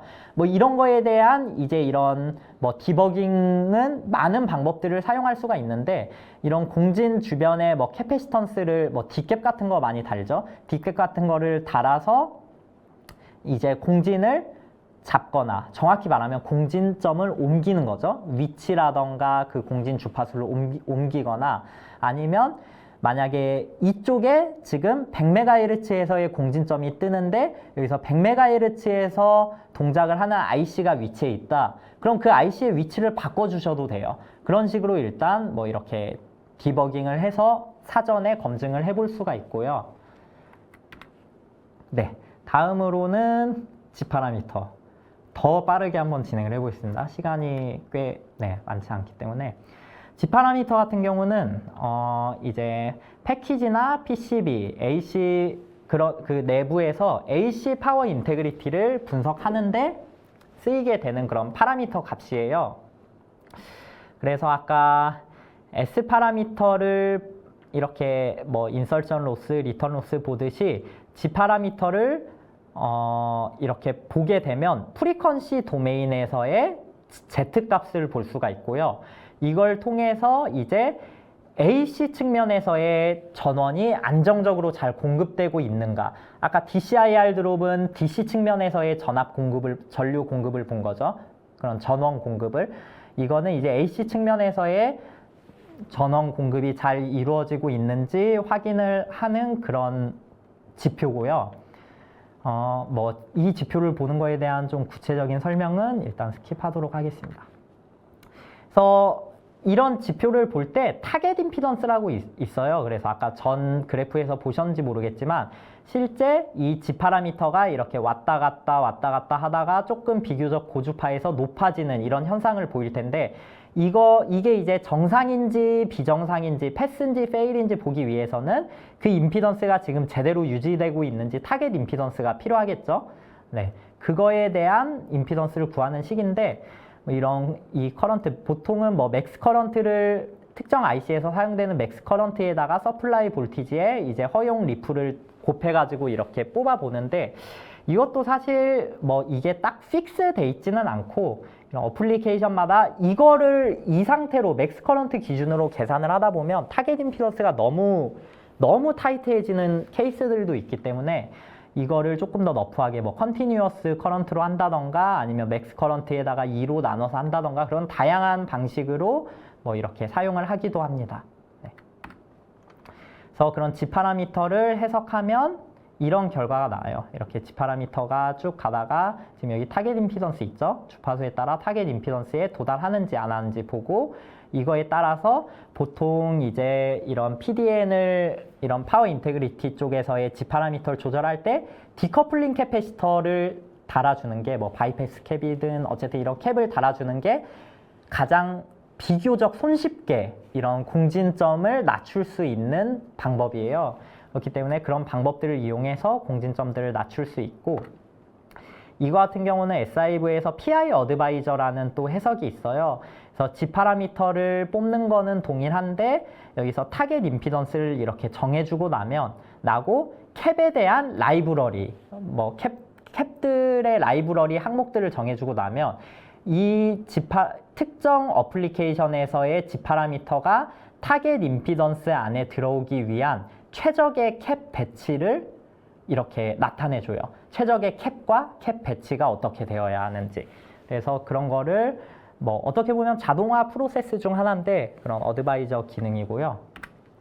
서머 해석 쪽에 대해서 말씀을 드리면 서머는 사실 뭐 다들 아시죠? 그냥 열이에요. 열 해석이기 때문에 뭐 구체적으로 설명을 드릴 건 없고 이제 이 중에서 열을 발생시키는 다양한 요소들이 있는데 주로 이제 그거에 좀 이런 도미넌트한 영향을 끼치는 건 IC에서 이런 파워 디스패션 같은 경우가 열에 도미넌트하게 좀 작용을 하는 경우가 많이 있고 뭐 이게 어플리케이션마다 또 다를 수 있기 때문에 정답은 아니지만 어쨌든 그리고 그 외에 제가 아까 전에 PCB나 IC에 흐르는 커런트 덴서티에 대해 말씀드렸죠. 이거에 따라 또 I제곱 R에 의한 그런 열이 발생하기 때문에 이런 것들이 이제 서머에 의한 주 원인이 될 수가 있습니다. 그래서 이런 식으로 서머 해석도 SI 웨이브, 그러니까 이게 제가 아까 I제곱 R에 대한 뭐 그런 DCIR 드롭 해석에 대해 말씀을 드렸지만 실제로 SI 웨이브, 그러니까 이런 I제곱 R, 그러니까 J, 전류 밀도에 대한 해석은 전기적인 영역이에요. 전자전기 쪽이고 열 해석은 플루이드 쪽이에요. 그렇기 때문에 이 두 개가 보통 한 가지 툴에서 해석이 다 되지는 않아요. 그렇기 때문에 1차적으로 전자기적인 해석을 하고 그거를 이제 아이스팩으로 이렇게 넘겨서 2A 방식으로 해석을 할 수가 있습니다. 네, 그거에 대한 내용이고요. MTTF는 뭐 사실 굳이 이렇게 그냥 넘겨도 되지만 빠르게 설명을 드리면 이거는 뭐 서머 해석에 아주 밀접한 연관이 있다기보다 서머 해석을 하고 나면 그 열과 전류 밀도와 뭐 특정 팩터들에 의해서 MTTF라는 값이 도출을 시킬 수 있어요. 그러니까 아이스팩에서 나온 열 데이터를 가지고서 이렇게 해석을 할 수 있는 부분인데 이런 일렉트로 마이그레이션, 뭐 이런 여기 설명이 나오죠. 전압이 가해졌을 때 전자들의 움직임에 의해서 실제 금속이 변형이 돼버리는 현상이거든요. 이거를 이제 이런 열 데이터와 전류 밀도를 가지고서 해석을 해볼 수도 있습니다. 그래서 이걸 해석하면 이런 식으로 시간축에서 뭐 어느 정도로 이렇게 나온다 볼 수가 있고요. 요약해서 이제 결론 말씀을 드리면 뭐 시작할 때 말씀드렸듯이 결국 PCB 패키지에서 신뢰성은 무결성과 아주 영향성이 깊어요. 그래서 신호가 손실 왜곡 없이 잘 도착하는지, 전원이 잘 공급되는지, 이제 열 전기적 조건이 어떠한 환경에서도 그러니까 잘 동작을 하는지 이런 것들이 필요한데 이렇게 신뢰성을 높이려고 하다 보면 비용과 시간이 아주 커질 수밖에 없어요. 실제로 이런 현업에서는 코스트와 타임이 아주 큰 제품의 영향을 차지하는데 이게 커지게 되면 당연히 쉽지 않겠죠? 제품을 출하시키고 하기 어렵겠죠? 실제로 이것들을 이제 하려면 뭐 테스트 쿠폰을 제작해야 되고 그걸 갖다 측정해야 되고 또 수정을 해야 되고 수정한 걸 또다시 제작 요청을 하고 테스트 쿠폰 제작하고 또다시 측정하고 이게 두 사이클만 가도 뭐 한두 달은 금방 지나가거든요. 그렇기 때문에 이제 그런 대안으로 있는 게 이런 해석적인 방법이 있다고 생각을 하고요. 그리고 이러한 요구를 조금 현실적으로 조금 쉽게 충족을 시키려면 방금처럼 그런 모든 풀 프로세스를 다 넘기기보다는 설계 단계 때부터 이런 통합적인 접근, 룰스 오브 썸과 어프록시메이션, 뭐 툴을 사용하는 방법 여러 가지가 있죠. 이런 통합적인 접근을 통해서 체계적인 해석이 진행돼야지 이제 비교적 짧은 시간 안에 낮은 비용으로 이런 신뢰성 높은 제품을 만들 수 있다고 말씀을 드리고 싶습니다. 네, 제가 준비한 발표는 여기까지고 이제 지금 시간이 많지는 않은데 Q&A를 뭐 일부만 보이는 것만 몇 개 한번 이렇게 진행을 해보고 그 다음에 한번 마치도록 해보겠습니다. PDN의 레지스턴스와 V드롭을 획기적으로 최소화할 수 있는 방법에 대해 질문 드립니다. 이와 관련해서는 지원하신 서비스에 대해서 설명 부탁드립니다.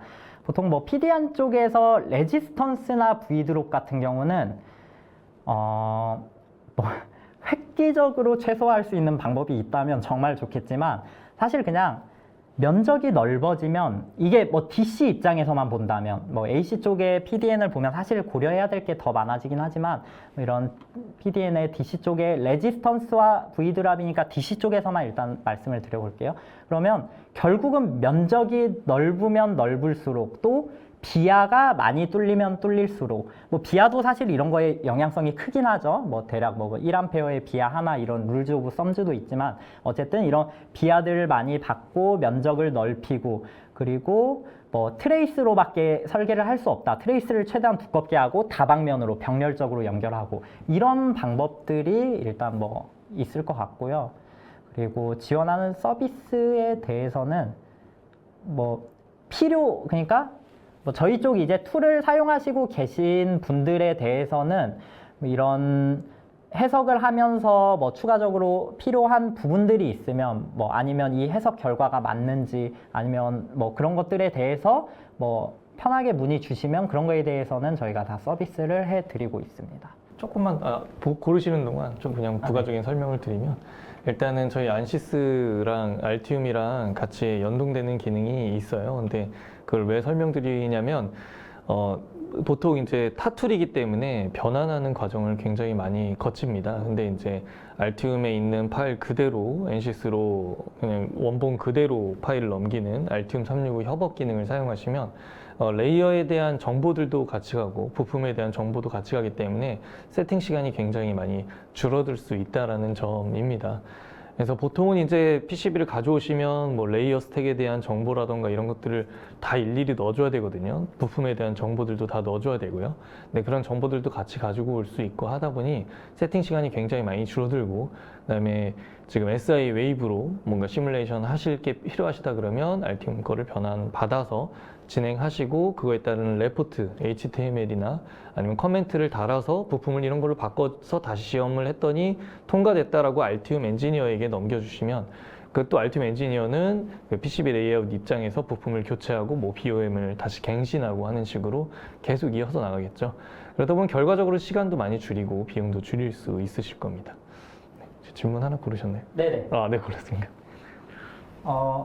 하나만 고르나가 또 약간 고민이 됐는데 비교적 네. 그러면 짧은 질문 짧게 답변 드릴 수 있는 질문 하나랑 그리고 또 조금 비교적 긴 거 하나 이렇게 한번 답변 드려보겠습니다. 일단 해석을 위한 모델링 단계에서 부품이나 소재의 정확한 파라미터를 확보하기 어려운 경우가 많은데요. 이때 해석의 신뢰도를 높이기 위한 방법이 있을지요? 라는 질문인데요. 네, 김인섭 님의 질문입니다. 이거 같은 경우 뭐 저희도 그렇고 현업에서도 그렇고 많이들 고민을 하는 부분인데 실제로 그런 파라미터가 없는 경우들이 워낙 많아요. 워낙 많기 때문에 그거를 아이디어란 값만 넣고 하시는 경우들이 많은데 사실 이런 S 파라미터나 SMP 파일이나 뭐 이런 파일들이 없을 때는 데이터 시트 상에는 비교적 훨씬 더 이런 파일보다는 쉽게 확보를 할 수가 있거든요. 데이터 시트 상에 나타나는 이런 캡을 예를 들어볼게요. 캐패시터라면 뭐 ESL 값이라던가 ESR 값이라던가 이런 것들을 최대한 넣어줘서 해석을 해주시는 게 좋고요. 그마저도 이제 얻을 수 없다. 그러면 그냥 아이디어하게 가면 특히 뭐 G 파라미터 같은 경우 D캡의 이런 ESL 값이 있고 없고의 차이점이 엄청 강하게 나타날 수가 있어요. 그래서 그냥 동일한 사이즈의 동일한 캐패시턴스의 그런 부품을 뭐 랜덤으로 하나 집어다가 넣어보면 그것만 해도 이제 실측값과 사실 사이즈나 이런 캡값 때문에 ESL 값이 어느 정도 그러니까 이런 룰즈 오브 썸처럼 대략적인 L 값들이 크게 변하지 않는 경우가 많아요. 그렇기 때문에 그런 유사한 케이스들을 가져다가 해석을 해보시면 될 것 같고요. 이게 짧은 질문이었는데 생각보다 기네요. 네. 그리고 또 하나가 이제 이호승님 질문인데 열 전자기 해석을 단일 툴에서 함께 다룰 때와 멀티피직스 접근이 PCB 신뢰성 확보에 주는 가장 큰 장점은 어떤 점인지 궁금하고 해석 데이터를 제품 출시 이후 예측 유지 보수 등에도 적용할 수 있는 방법이나 사례가 있는지 궁금합니다 부분인데요. 일단 저희가 아까 이런 플루이드 쪽, 그러니까 열해석 툴과 전자기 툴이 따로 있는 이유는 솔버가 달라요. 이런 열해석에서 가능한 부분이 있고 전자기 해석에서 가능한 부분이 있기 때문에 만약에 멀티 피직스를 하지 않고 뭐 이런 IC에 있어 파워 디스패션을 알고 있다. 그렇다고 그 값만 넣고 이렇게 해석을 진행하게 되면 실제로 이 PCB가 이 IC 간의 전류가 흐르면서 나타나는 전류 밀도라던가 이런 거에 대한 해석은 아이스팩이나 뭐 이런 열해석 툴에서는 할 수가 없거든요. 그렇기 때문에 거기서 나는 열에 대한 EM 로스에 대한 뭐 줄 히팅이죠. 네, 여러 가지로 다 표현을 하는데 줄 히팅에 대한 데이터가 빠져있는 해석 결과가 나오게 돼요. 그렇기 때문에 뭐 조금 더 해석이 빠를 수는 있겠지만 그만큼 조금 더 정확도를 낮춘 해석이라고 보시면 되고요. 여기서 이제 전자기적인 그런 동작까지 다 모사를 하고 싶다 하면 이제 이런 전류 밀도까지 다 계산되어 있는 툴과 연동을 해서 보면 1차적으로 그런 전자기적인 실제 동작할 때 전류가 흐르면서 나는 열까지 포함되어 있는 그런 해석을 할 수가 있고요.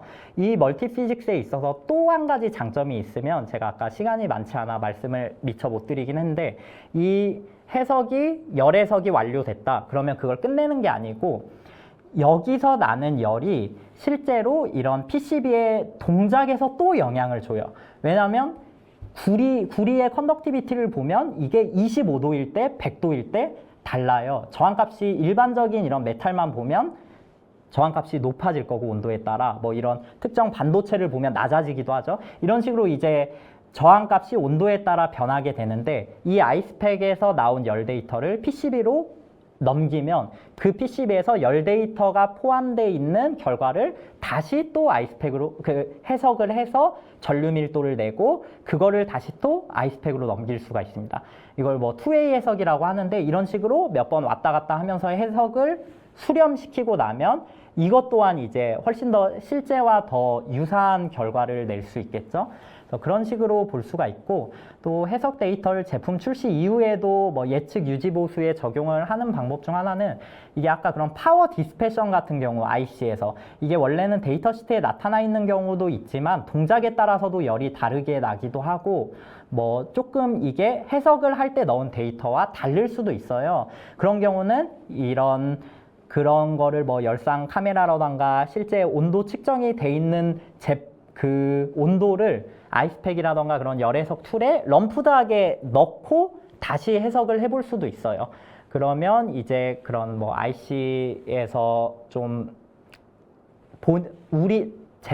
본인이 하고 있는 어플리케이션에서 어느 정도 파워 디스패션이 있는지 정확한 값을 몰랐다가도 그런 것들을 좀 더 넣고 디버깅하고 보고 할 수가 있겠죠.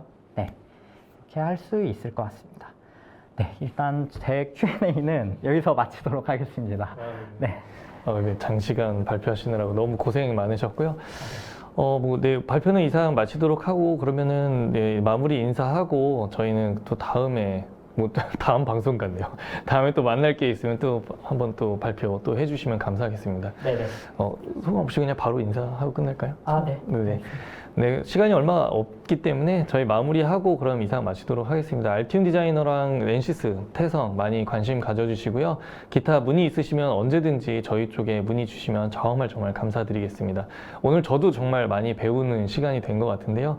다음에 또 알티움 웨비나 그리고 태성 웨비나 또 만날 게 있으시면 또 뵙도록 하면 좋을 것 같습니다. 다음에 또 뵙도록 하겠습니다. 그러면 네, 좋은 하루 보내십시오. 저희는 들어가고 있습니다. 감사합니다. 감사합니다.